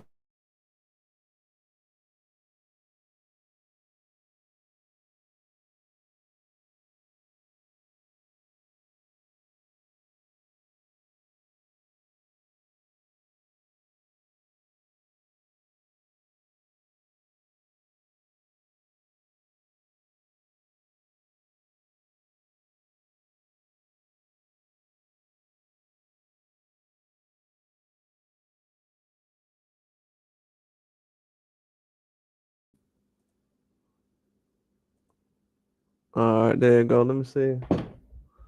It's kind of hard to see. It's small.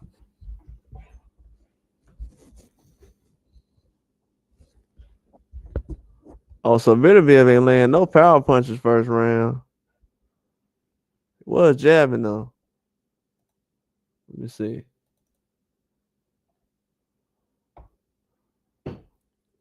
Okay. So he landed. So Beterbiev landed more punches, total punches, than Bivol in the third round.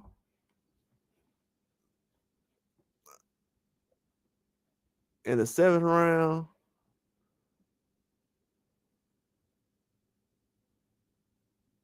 In the eighth round. 10th round. 11th round. And the 12th round.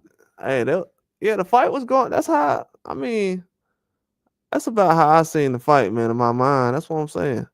Because Bivol started off first round, 14 punches. I'm about to go to jabs in a minute. But yeah, Bivol was definitely throwing a lot of jabs first round. This shows a lot right here, though, when you really look at it. Bivol's throwing a lot of jabs, man. Yeah, these numbers is close, though. If you look at them. But as far as this first round, Bivol had 14 punches. Beterbiev had 4. Second round, Bivol had 12. Beterbiev had 6. Third round, Beterbiev had 13. Bivol had 12.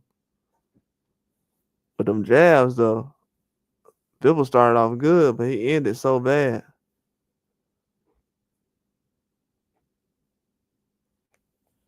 That 11th round was good, but he was barely getting over two jabs in after the 6th round. Well, really after the 5th round.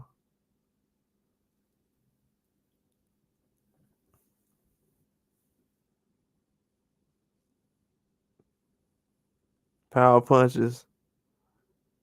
Yeah, Beterbiev started landing those power punches late in the fight. In the 11th round, he tried to get him up out of there, man. He landed 17 power punches.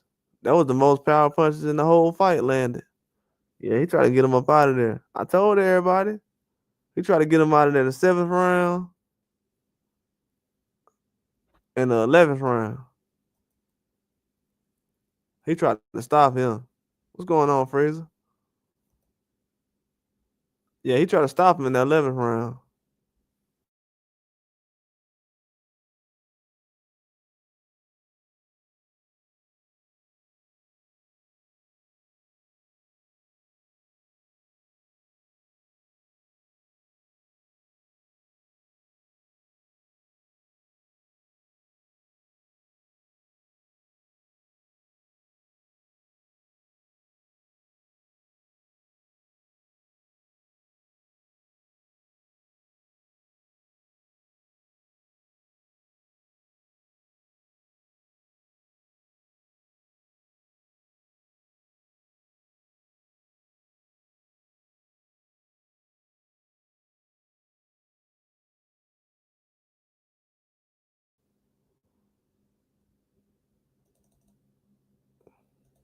As far as the data on,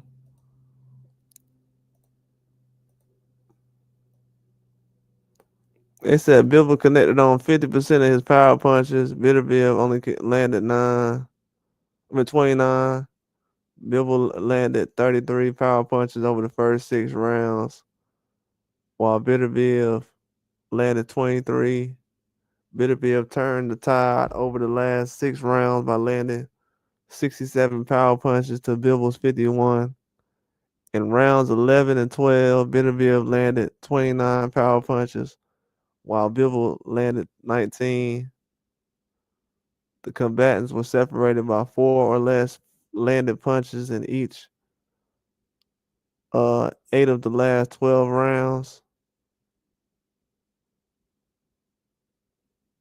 Oh, wait, 8 of the 12 rounds, my bad, not last. In 8 out of 12 rounds. One judge scored a draw. Yeah, it was a close fight, man.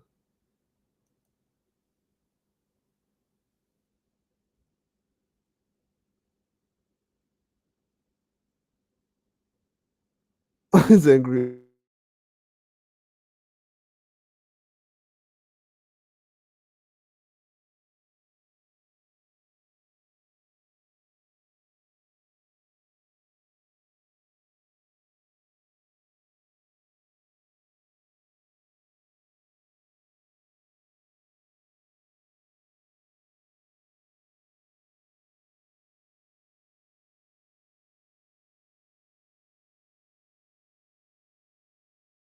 Get stopped at 11th round. So the copy box actually tells the whole story now. I will say that usually it doesn't.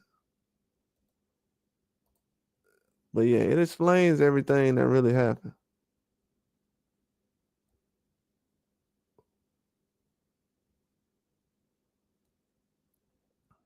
It definitely explains everything that will happen. So Bivol got to come out there throwing that jab, man. So what it shows right now is Bivol needs to jab a lot more throughout the fight and not focus on the combinations. I think him throwing the combinations opens himself up to Beterbiev being aggressive. If he's able to just stick and move instead of just standing there throwing 5 or 6 punches, I think there'll be a better advantage. But we gonna see. He come out with the same strategy. Yeah, he can switch it up. He can do it too. He can go out there, throw a left hook, boom. Cause his arms is pretty long. I think his arms might be longer. I don't know. I don't want to just say anything. Whose arms is longer? Beterbiev arms longer by an inch. Okay. Yeah, it's about that even then. Yeah, I figured that. Yeah, he ain't got too many advantages except his feet.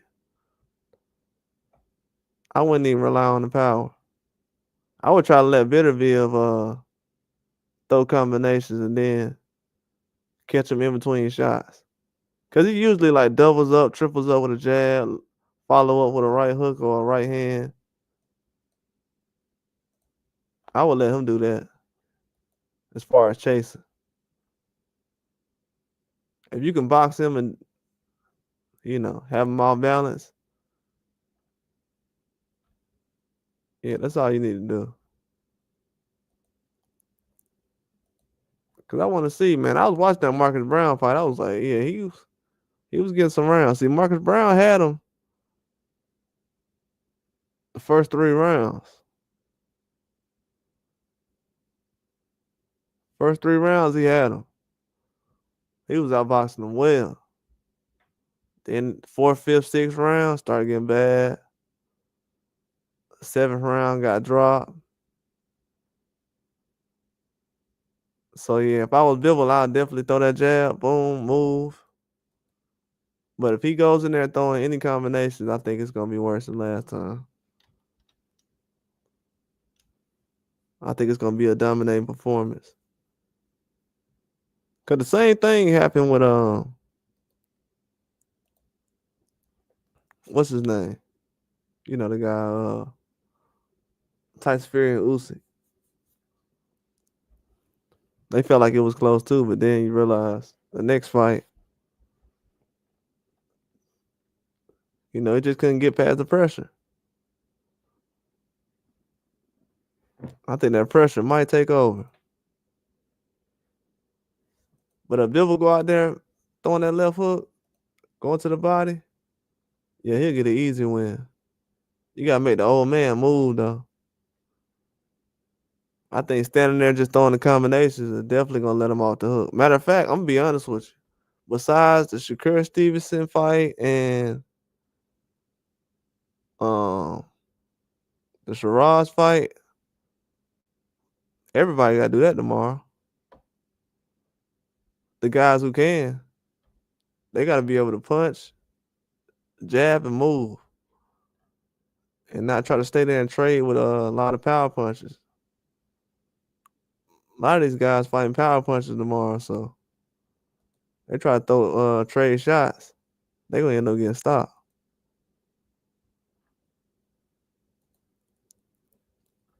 That's why I feel like most of these fighters, they're a little bit too smart to put themselves at risk like that.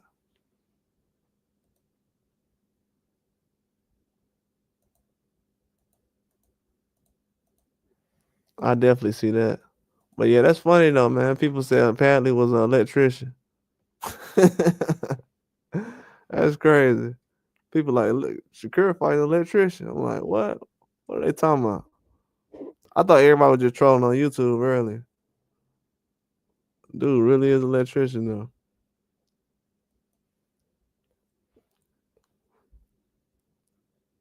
But yeah, it's gonna be a good fight, man.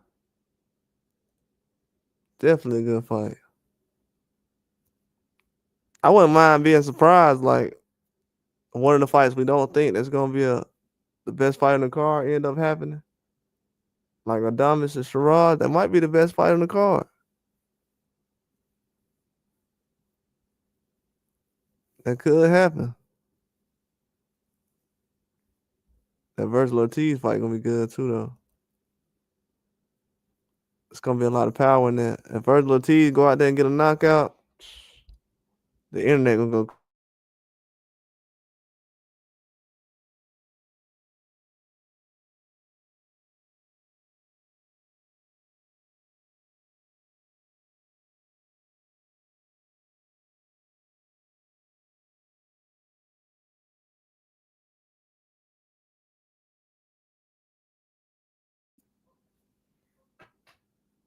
Most of these guys ain't never got knocked out like that. Matter of fact, none of these guys been knocked out yet. I know Cullen Smith got knocked out, but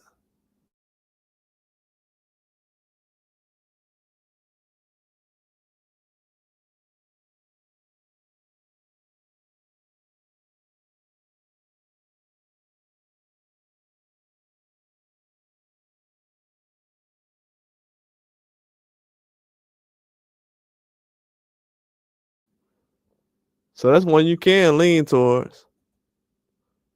Um, I mean, Cavill can any of the heavyweights can get stopped. We know that already.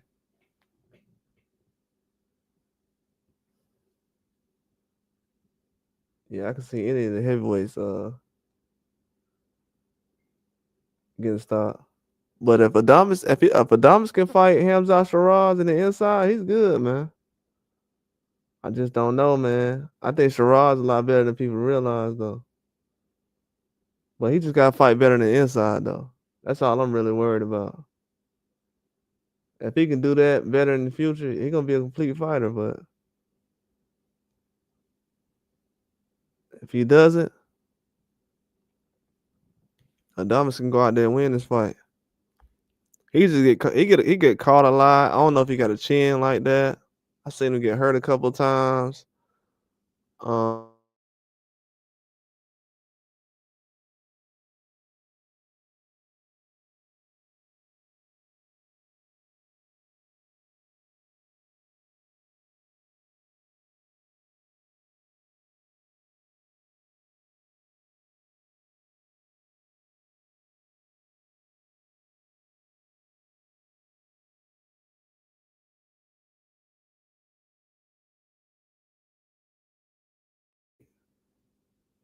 he had a close fight. And what's crazy is, man, and this was crazy too. Shiraz got caught too with a punch by Mo Williams. I want to say the second round. If y'all go to the second round, Shiraz got caught with a big punch. Had spaghetti legs. I'm looking at it right now. I had forgot about it. I had to update myself.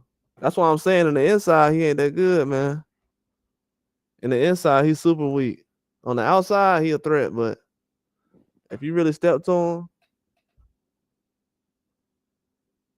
oh, he caught him with that left hand. He almost knocked him out. He caught him with the left hand. Good. Yeah, Shiraz almost got knocked out. If you look at in the second round at 242, go to the second round at 242 against Mo Williams. He almost knocked out Shiraz. 242 against Mo Williams on the Riyadh card. He almost knocked him out. If Adamas can catch him like that, he done. But Mo Williams left hand though, southpaw, so he definitely caught him off guard with that left hand. As soon as he dropped that hand, he almost knocked him out. Referee supposed to jump in now. Ooh, he caught him with that left hand again. Hey, he was trying to knock him out, man. He had him hurt bad. Yeah. I'm telling y'all, it's gonna be some good fights tomorrow. He could get upset tomorrow, to be honest with you. If Adamas come to fight tomorrow, he got enough power to hurt him. And I like that Adamas been working out with Pacheco, so he's not somebody you want to sleep on. But I can see the fight going 12 rounds though. Shiraz got a chin, but he got hurt in the fight. Mo Williams got power, man. He came to fight that night.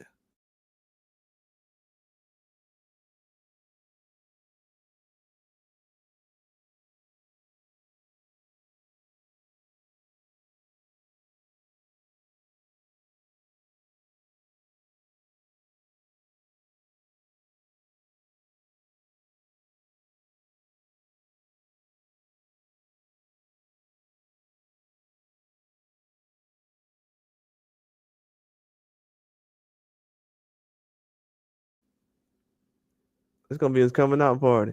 Yeah, he's 25, so I think he gonna make something work in this fight.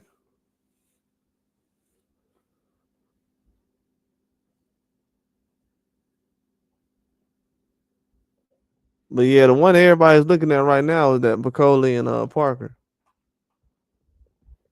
We haven't had much time to discuss it. It's a new matchup. That's why a lot of people looking at it now. That's a new matchup we haven't really thought about. But like I said though, Bakole, if he goes out there and goes a distance, he gotta pace himself. He can't do like he did. Well, he did pace himself against Anderson, but I don't like him weighing 315. Weighing 315 is, unless you're gonna fight at that weight. Now if that was his idea to fight at that weight and he's been gaining it, that makes sense. If you can gain it and fight with it, because he doesn't look that heavy outside the ring at the 315, but he might get in the ring, it might be a different story. It's it's kind of hard to hide 30 pounds and carry it. If you look at his last fight against Anderson, after the second round, he was huffing and puffing when he was in the corner. A little more than you should in the second round. I know it's a heavyweight fight, but he wasn't really moving. You would have thought he was in there moving like Anderson was. So if Parker is in there moving around a lot, yeah, Parker gonna be on point. Only thing I don't like about Parker is he opens up way too much against power punches. I don't even know what the mistake was against Zane. I can't even remember. I'm about to go watch it right now and see. Every other fight I can really remember, but I know what happened in the Zane fight, but I don't know what rounds as far as what he was doing.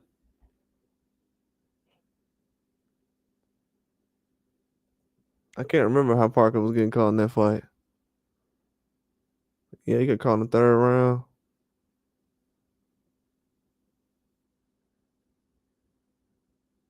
But he tough though, man. I heard a lot of people saying that, he has a good resume and fighting tough guys. He's always fought tough guys over the years, from what I've seen.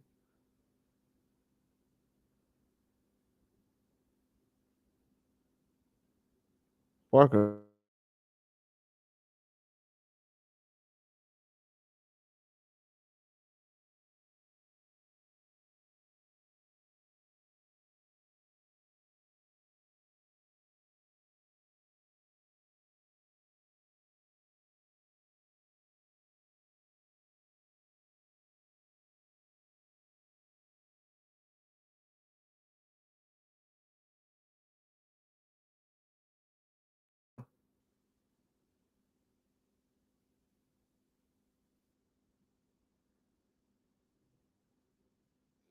Zane got the jab on him. Yeah, because Bakole, he got a similar style to Zane, man. People don't realize it. He got a similar style. Similar size. I think Zane's a little faster, but Zane don't really move like that. He's still in the same spot.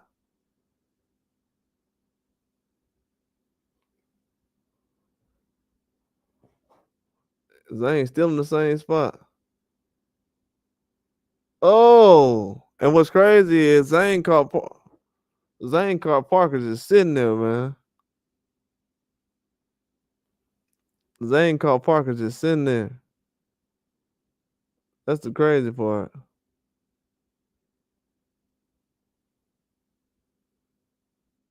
He sat him down fast too. Man, he caught him fast. Yeah, I don't know. I don't know if Parker gonna be able to handle that punch, man. The way he got hit flush against Zane, and if I had to guess, I think that Bacole's gas tank might be better than what Zane.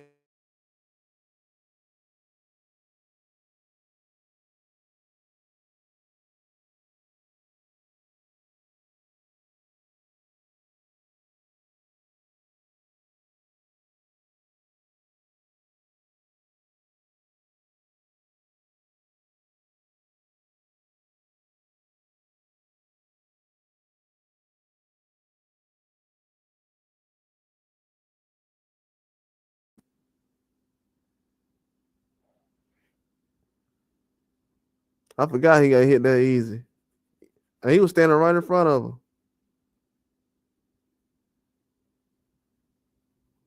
Yeah, he was relaxed. That's why I said if he wouldn't have tired out Zane, that fight would have went a totally different way. But Zane was so out of shape. He's 41 now, so. But I think when he fought Parker, he was like 40.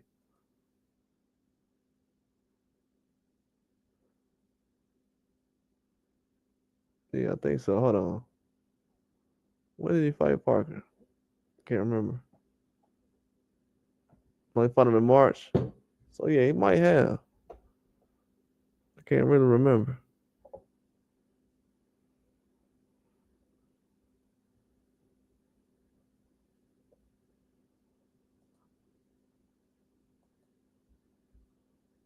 Yeah, but he's gonna have some trouble though.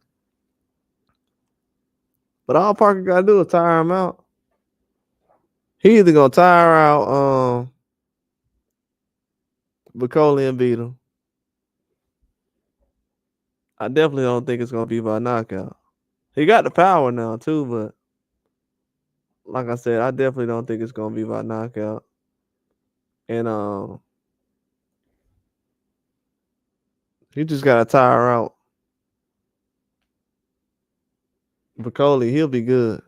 Bakole's style is similar to Zane. He a lot more younger. I think that extra weight is gonna be difficult on Parker. I would say Bakole's stamina might be a little better than Zane. Zane was tired. That last fight, I never seen a guy that's tired.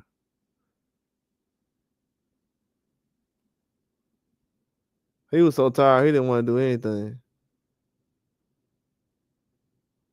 He only won 4 rounds on most cards. 2 rounds he got the knockdowns in.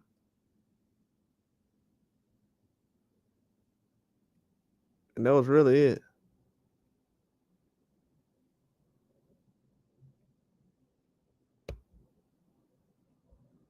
Yep, Zane ended up dropping Parker later on in the fight again. And what's crazy is when he hit Parker, he didn't even hit him hard. That's how you can tell Zane got a lot of power. He barely touched him.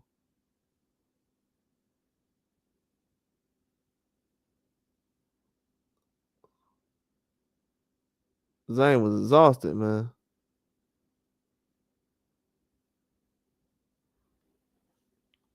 Yeah, he gonna have some trouble against Cavill fight like that tomorrow. I think Zane's stamina is gonna play a huge part in his fights. And then all the guys he fighting is 240. Basically, Bakole and Parker is gonna be like Zane and Parker. It's gonna be the same thing all over again. I don't think Parker and Bakole's gonna be like Jared Anderson fight.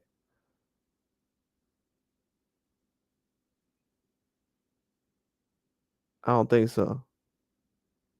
Possibly could be, but I think Parker's smart enough to take him into deep waters. He way too good to get stopped early like that. That's his MO, man. Take you to deep waters, drain you, get you tired, and then get you on the scorecards. So it really depends, man. These big guys like Zhang and Bakole, they gotta show me tomorrow. They got staminas at a high level, or they can get a knockout early. If they don't get a knockout early, they can get somebody on scorecards, but because I don't think Cavill got some knockout power. Parker does too, but he gotta get you tired first.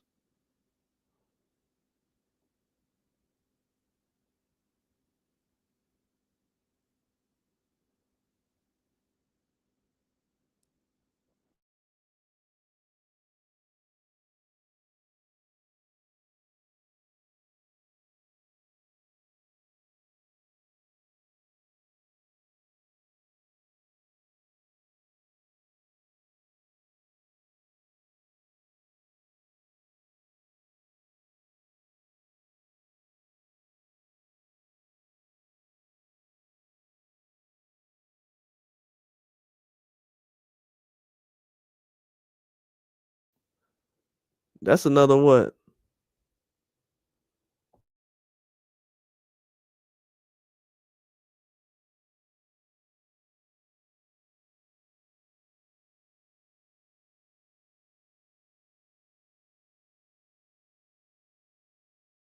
214, 230.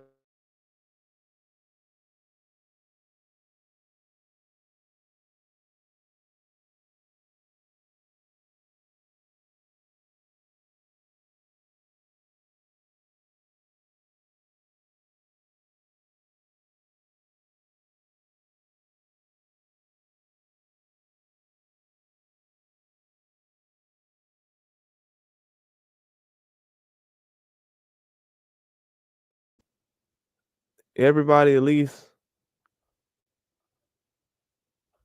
270 and up who's elite fighters. 270 and up have gave him some problems.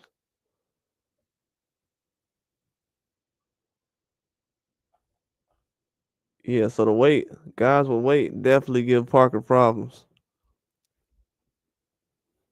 That's something a lot of people overlook, but their stamina is not good. So it depends on what Bakole bringing to the table tomorrow. If his stamina is at least 10% better than what Zhang is doing, Zhang not really moving a lot either. You would think that Zhang is in this fight moving a whole lot, but he moved more in the Wilder fight than he did in this fight. That's why I said he was probably rusty. Then he was just turned 40 years old. So that wasn't a huge surprise. Had Joe Joyce third round fight, then sixth round. He didn't get no rounds in. But Parker's stamina was good. He still was having some trashy rounds though, but he was winning because he wasn't doing much. Zhang was tired too. But yeah, man, I appreciate y'all for coming on, man. I'm gonna definitely be on here tomorrow. I appreciate everybody for coming through. We're gonna be live in the morning. I just wanted to come on and talk to y'all about this fight. But yeah, Bakole coming in 315. If he put that weight on Parker tomorrow, it's gonna make the fight a lot more interesting.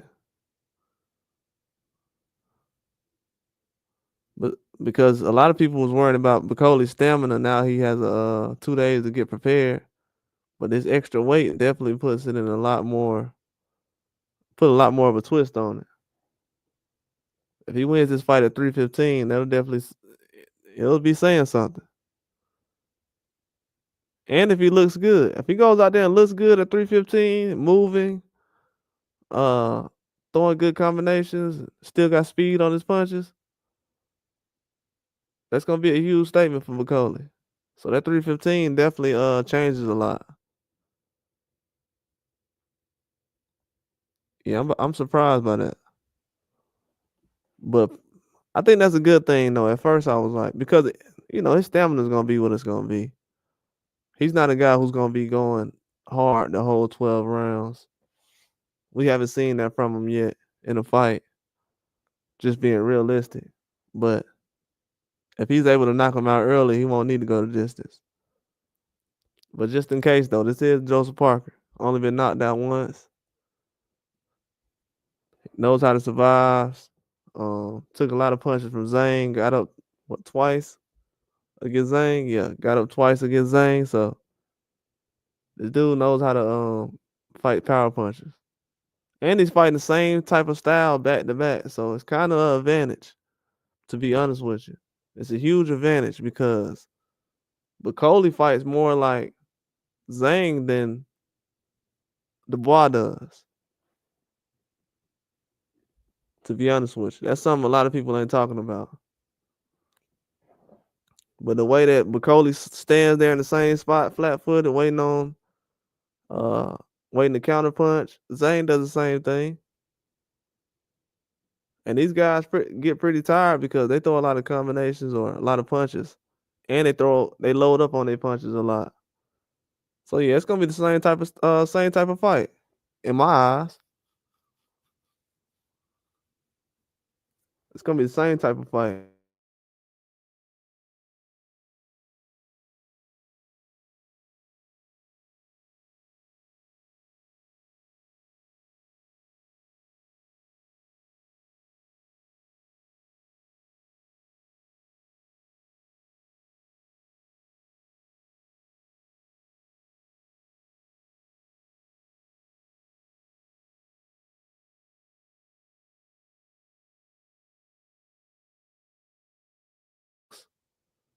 He can't hurt you like that in the inside, but anybody can, so that's gonna be a factor. But I think Bakole on the outside punches is a lot more different than Zane's. So yeah, he gonna be a more of a challenge in my eyes, and he a lot younger. And this is, to be honest with you, like Parker ain't fought that many guys in their prime lately. When he fought Joe Joyce, he was 37, 38. I mean 36, 37 when he fought Joe Joyce and got stopped. Most of the guys he's been fighting have not been in their prime. It's the first guy he's really fighting in his prime. Chisora, he's an old man now, so he's an old man back then. Um, I would say the only guy he fought in his prime was Anthony Joshua and Andrew Ruiz. I guess how old was Andrew Ruiz? That's before Andrew Ruiz stepped in his prime. I think Andrew Ruiz stepped in his prime like around 17.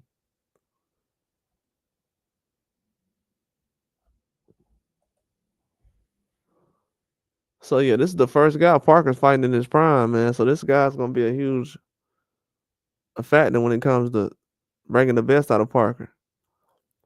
And that means Bakole, with his youth, he gonna be able to go the extra mile and be at his best. I don't think Zhang was as sharp as he could have been, and age played a huge part in that. So, a guy like Zhang, he wouldn't be able to get a fight like this on 2 days' notice. He just couldn't. But Parker, absolutely. A guy like Bakole, absolutely. Uh, Cavill, yeah. They're around that same age. But the weight is definitely a factor. But yeah, it's crazy watching Parker walk down Zhang in that fight. Zhang was exhausted. Dude got 2 knockdowns and couldn't do nothing later on in the fight. That's very shocking. But yeah, I'm gonna be on in the morning, man. I appreciate everybody for coming through. If anybody needs some information or a breakdown or something, y'all can let me know. But I basically put everything up there. That's why I was doing this now, because I ain't did no Bakole or Parker breakdowns. I ain't heard nobody talking about the fight either, breaking it down. But everything you need to know if you want to run it back, I broke down everything about this fight you could think of. Uh, both heavyweight fights. For some reason, I know how to break down a heavyweight fight. But yeah, Zhang and Parker and Bakole is gonna be like Zhang and Parker. It's the same style. I don't know why everybody's saying Bakole fight more like George Foreman. He fights like Zhang. Just go back and look. Just go look. Turn on one round of Jared Anderson versus Bakole, then turn on Zhang versus Parker. Same type of fight. Same type of fight. That's why it's gonna be good. And people forget that fight between Zhang and Parker was a very good fight. That was a classic. That was a very good fight. But we gotta see what Bakole's made of though. If he's gonna go out there and say, well, I wasn't good enough as far as my stamina, I don't know if I'm gonna take that excuse. I'm gonna be real with you. Hey, once you take the fight, you gotta go out there, and you're a good sparring partner, so we know you done sparred a lot. You know how to stay in shape. Even when he sparred guys, he's learned how to stay in shape. So you can always keep, you know, be ready for at least 8, 10 rounds as a sparring partner. So to add another 2 on what, a second win, or try to empty the gas tank, that definitely can happen. So I think Bakole, he should be able to jump in with his age and his experience with sparring. He should be able to go in there and give you good 10 rounds. Then you carrying that weight. Now, if that's bad weight he's carrying, that's gonna be something else we're gonna have to look at in the future and be like, hey, why are you carrying 315 in the off season? People say he just relaxing. I don't know. 315 that's like 15 pounds away from where Big Baby was at against Dubois. Wasn't Big Baby like 331 or something? This man might be the same size as Big Baby right now. Let me go look at this. That's a good point right quick. Big Baby was 333 against the boy, and he was 305 against. So he so this man weighs more than Big Baby right now. That's crazy. So Bakole weighing more than Big Baby. 305 is a good size for Big Baby though. He looked good at 305 against Andrew Ruiz. But I would say Bacole's at 305 right now with the shoes, the clothes he got on. I'll give him 305, 308. To be honest with you, I'll give him 308, but I'll give him 305. So he's around there.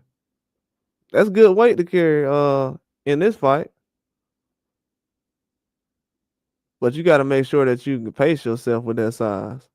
If not, he might have to go back down to 280.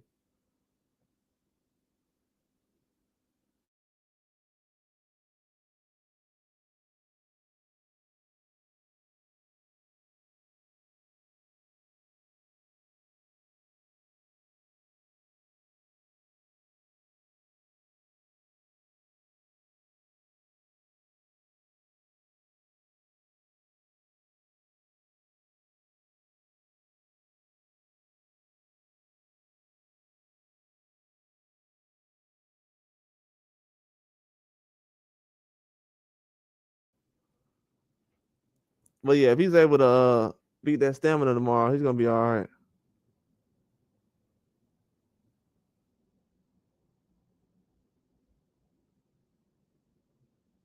But Parker, he's more prepared for this fight though. I think this is gonna be an easier fight. Not to say I'm not saying Bacole's an easier matchup, but I think this is an easier fight than the Dubois fight because he fighting the same type of style. I didn't really think about that till today. He fighting the same type of style as when he fought Zane. He just gotta watch out for them power. But that left hand, I don't know if he's good against guys left-handed fighters.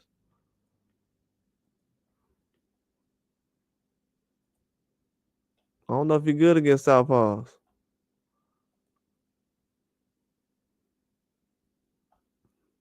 He might struggle against those fighters.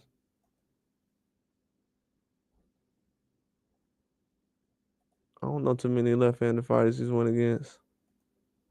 Yeah, I don't know too many. Most guys he went against is right-handed.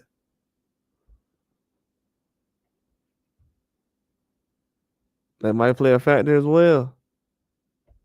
Cause he does drop. Cause one thing about Parker is he drops that jab hand, and if Bakole can catch him with that right hand,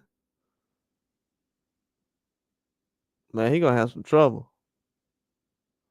Cause he drops his hands a lot.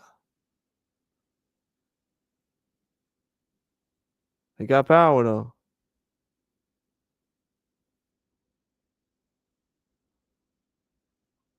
Yeah, he definitely was throwing some power against Zane. But he drops that hand a lot though. If he does that a lot in the fight against Bakole, and then the thing I don't like is he dropping that left hand. I know he's fainting, but if y'all look at Bakole, he just stands there like he's holding a grenade or something. And as soon as you get close, he just pop that right hand out. He doesn't even wind up. He doesn't load up. He just holding it like right by his chest.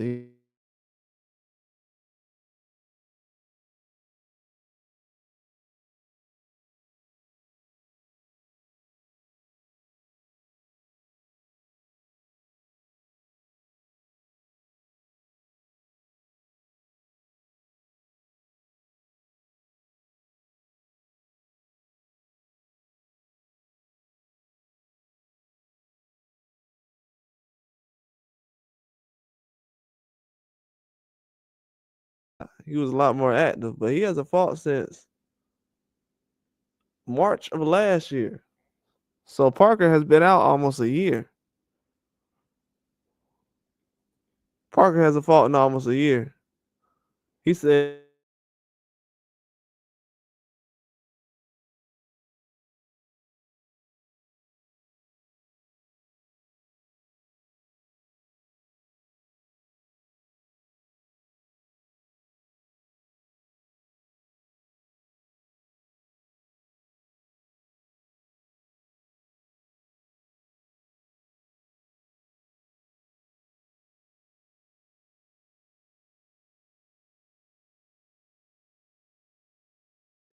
Bakole was getting caught up upstairs with the combinations, but Jerry Anderson, if you go back and look at the Jerry Anderson fight between Bakole, he was getting caught when he was in southpaw. If you go back and look at the rounds he was getting caught, he was in a southpaw position. He don't even fight southpaw. So dude, he was out there trying to fight Bakole like he was sparring or something. If you go back and look, just go back and look at every time he got hurt and got dropped. He was in southpaw position. Then every time he gets up and start winning rounds, he's in the orthodox. A lot of people ain't pay that attention, but yeah, he was getting dropped in the southpaw. He's not a southpaw, so that means he was out there playing around, which is crazy. But the only thing about Bakole that worries me is he was a little winded around that 5th or 6th round. He was very winded. He was very winded. And he didn't really move around a lot. He wasn't moving a lot. Parker's gonna move a lot more. He got a lot more experience. And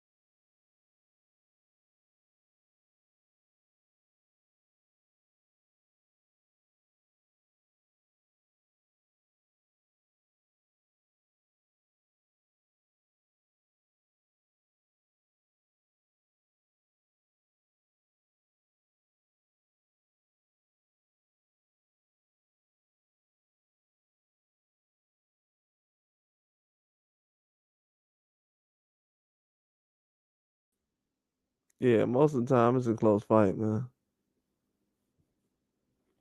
It really is. But if he goes 12 rounds, let me see. Yeah, he's went. To be honest with you, look, he's in 12-round fight tomorrow. He ain't never went 12 rounds before. Hey, but Cody gonna have to knock him out, man. I'll be honest with you. He ain't never went 12 rounds before. And he went 10 rounds with Tony Yoka. Man, that's not good, man. I'm gonna be real with y'all. If he goes the distance, it's gonna go to Parker.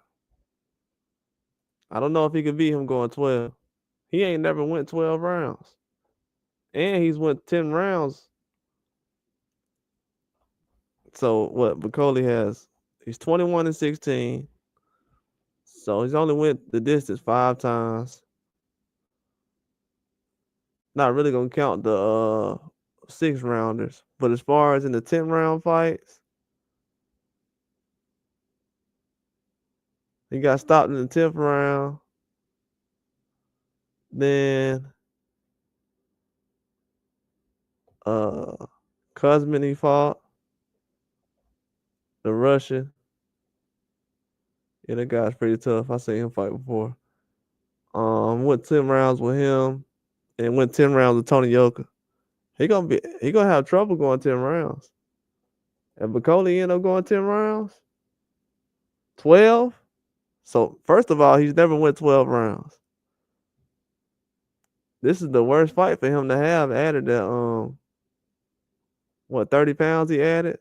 20 pounds? Am I over exaggerating? Was it 20 pounds? No, it gotta be 30 pounds. Yeah, this dude this dude added 30 pounds. This dude went from 284 to 315. This dude added 30 pounds, which is wild. So yeah, Bakole added 30 pounds. He's never went 12 rounds. And the fights he went 10 rounds in, he lost one of them.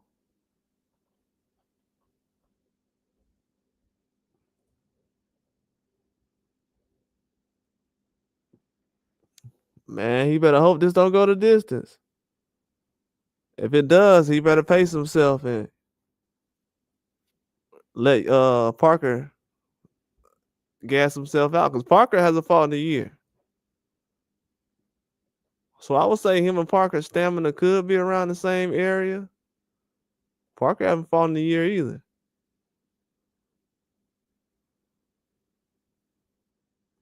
And this is the longest layoff Parker has had since 2020.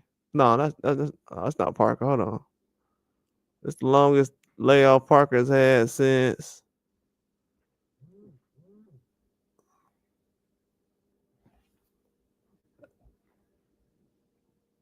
I want to say the longest layoff he's had since 2000 and I don't know 2022, I guess. So longest in what? Almost 3 years. Wasn't that long though, about 9 months. He don't got anything on here about 12 months though. Has it been out at least 12 months? Oh, 2021. Okay, yeah. 12 months, yeah. And how did he look when he came back? Didn't look that good. He was rusty the last time he came back after 12 months. So yeah, man, both of these guys are it seems like it's gonna be a close fight. They both gonna come in.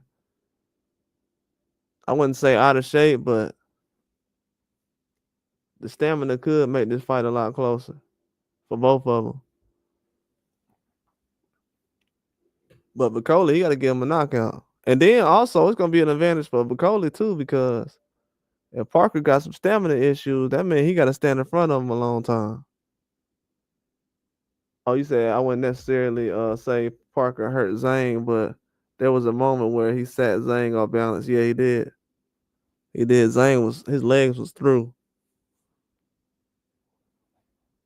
Yeah, I had just seen that shot when I was just watching that boxing realist. When the realist boxing. Um yeah. Looking at that now, man, Parker, when he's out a year, he comes back, he's a little more slower than he was before. Now when he's active, you can tell he's active. So yeah, that makes this fight a lot more interesting, to be honest with you.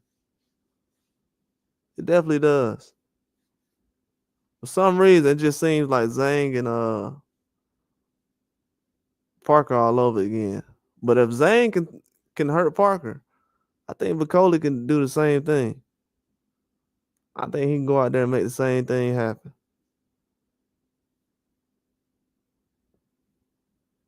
I definitely want to overlook what Bacole's doing.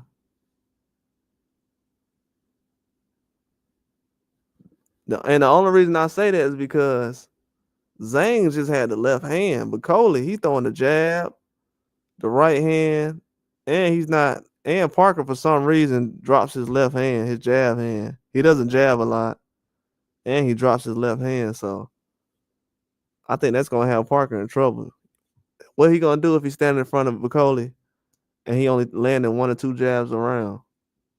So you box in 3 minutes and you only landing 2 jabs? Nah, you're not gonna be able to keep a guy like him off of you. So he's gonna be using a lot of energy, but he gonna have to take some shots, some of his best shots, and he's gonna have to counter punch well. He's gonna have to try to hurt Bakole a little bit, or at least counter punch him to the point where he watches out and tries not to, load up on shots like he was doing against Jerry Anderson. But Jerry Anderson was trying to trade with him too much.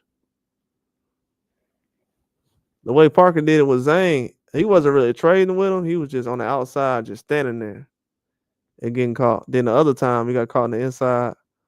But like I said, he got his stamina is that's his talent. To be honest with you, he drains people.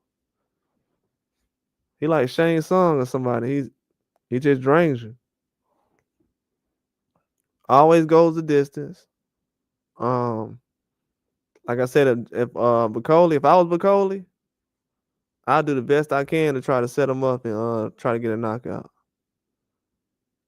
Not to say that Joseph Parker is chinny or nothing, but if a guy 300 pounds land a certain shot on you, you're gonna end up getting dropped.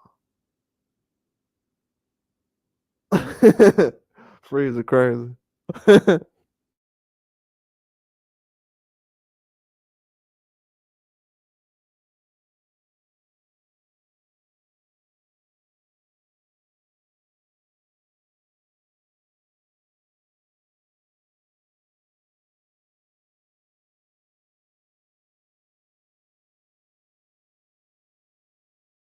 Good fight though. To be honest with you, it makes it a lot more interesting, man.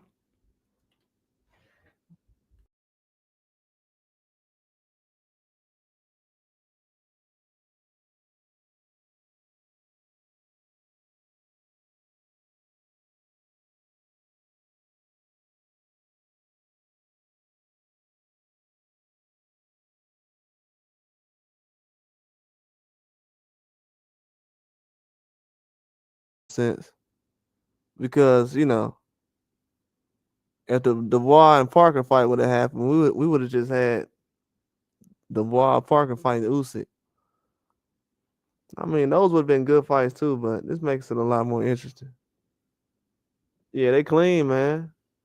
He stepped on the scale. He looked like he just got off vacation.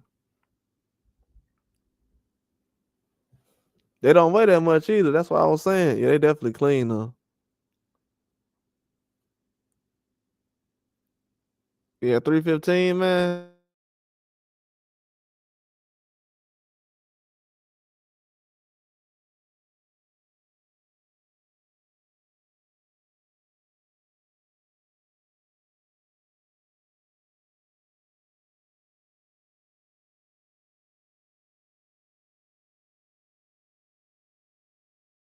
Seven tomorrow. I don't know if that's good for him either.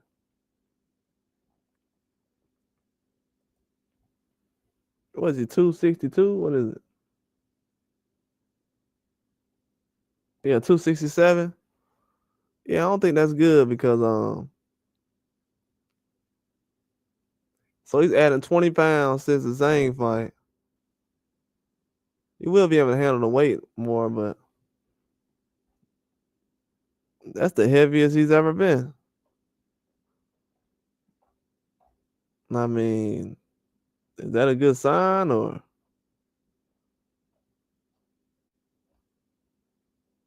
that's the heaviest he's ever been? 267? This dude been putting on weight for the last 12 months. So now we haven't seen Parker go 12 rounds at 267. That's gonna be another challenge he gotta take. Oh, appreciate that, man. I definitely need that.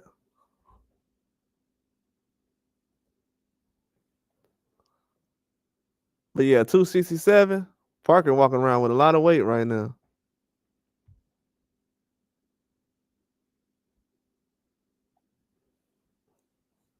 I had forgot he haven't fought in a year too. Yeah, 315 is wild. Yeah, I don't know how he gonna move 315. He was already struggling. That's an extra 30 pounds on the last weight he weighed in at. So Bakole was already kind of sweating very hard and breathing hard after the Jerry Anderson situation. That fight. What, 5 rounds, 6 rounds? That fight was? How many rounds was that? It was 5 rounds. He was breathing heavy at at the end of that fight. And so he had what, another 7 rounds to go if he was fighting Parker in a 12 round fight. It's gonna be a close one, man. I feel like this gonna be like Zhang and it's gonna be like Zhang and Parker all over again. I don't know who's gonna win as far as that, because it is a close fight. I think Bakole definitely has a chance, but if he goes 12, he in trouble. You got to go with the more experienced guy, and he's never went 12. He's never went 12, but he can out punch Parker though. I do see that happening. He can definitely out punch him, not just power punches, but he jabs just as much as Parker does. So Parker don't really have a huge threat as far as being a guy who just jabs a lot. He ain't gonna be able to keep a glove in Bakole face like that. He said broccoli.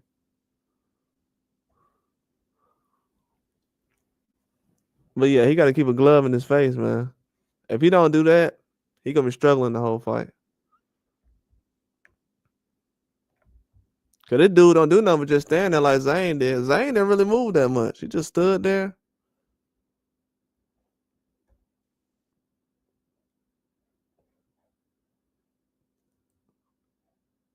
I would be kind of surprised if Beterbiev did something like that tomorrow instead of just kind of, cause Bivol was moving a lot in the last fight. So if he just stands there and kind of makes him be aggressive and come to him, it'll be a different kind of fight. But Bakole, he gonna try to make Parker come to him. He's not gonna try to go out there and use all his energy the first couple of rounds. He's definitely not crazy. I don't know if these guys sparred before either, so I haven't even thought about that. I don't even know if these guys sparred. If they have, that'd be a huge surprise.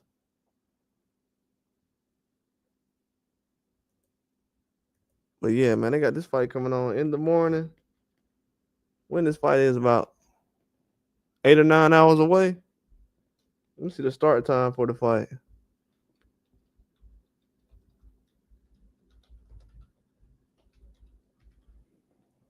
Cause I know last time it started early. Start time.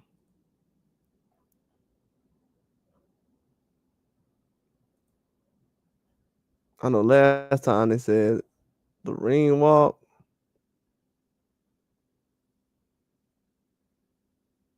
Okay, so they said 11:45 Eastern. I don't know. The prelims I think come on before that. I think the prelims might come on at 10 or 11 a.m.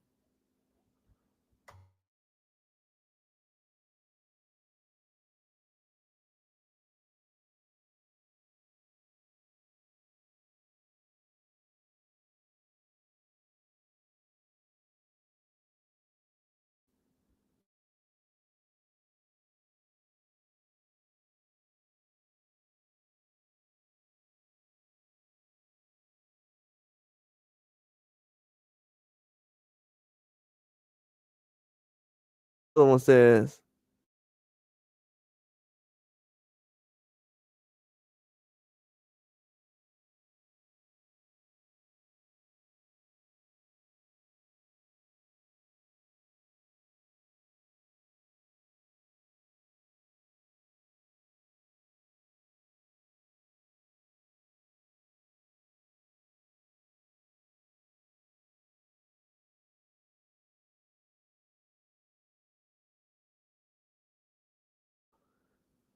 things just change after a certain point.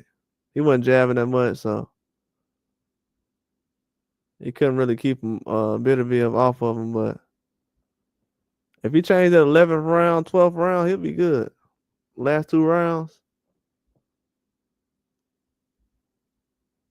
I think he'll be straight. That's what I would do.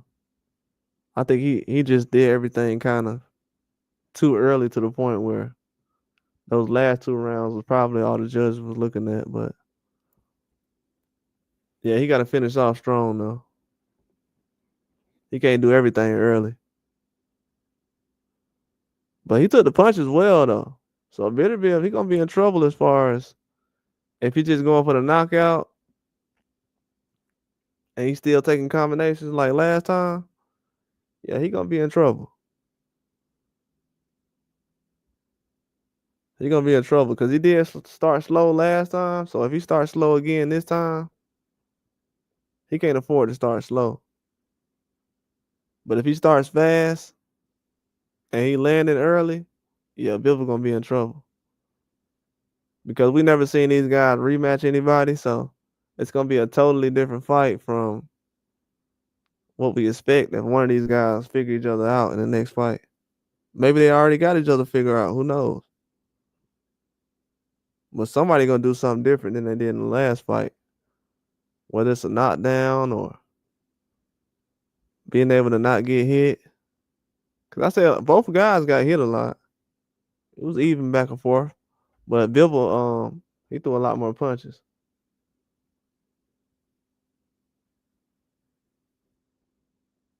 He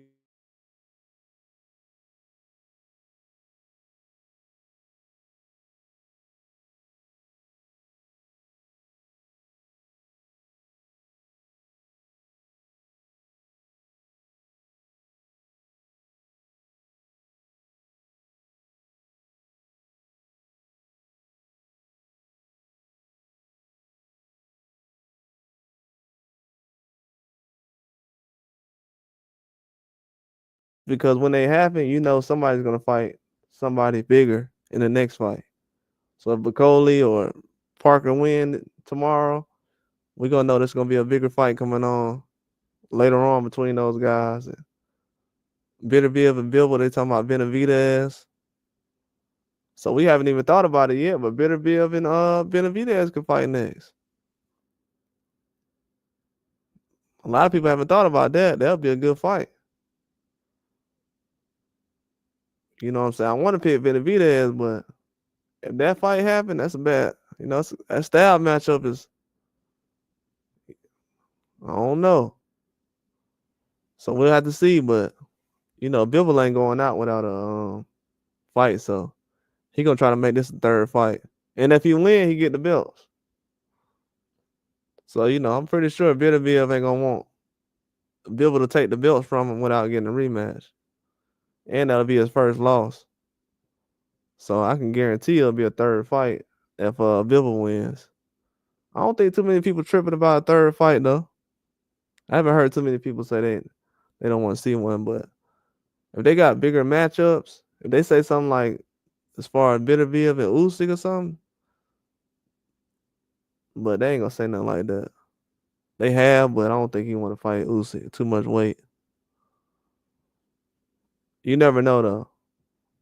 It's a lot of fights changing up. We see Bakole and Parker fight right now, so when you doing fights with Turki Alashikh, anything can happen. We already see Canelo and Crawford happening. A lot of people didn't think that was gonna happen, especially under Turki Alashikh. They didn't expect that to happen. So anything can happen. So a huge upset tomorrow, they could change boxing. What if Bivol go out there and get a knockout? He go out there and get a knockout. That'll be a statement. And I've seen Beterbiev get caught before. You know, he's gotten touched up before.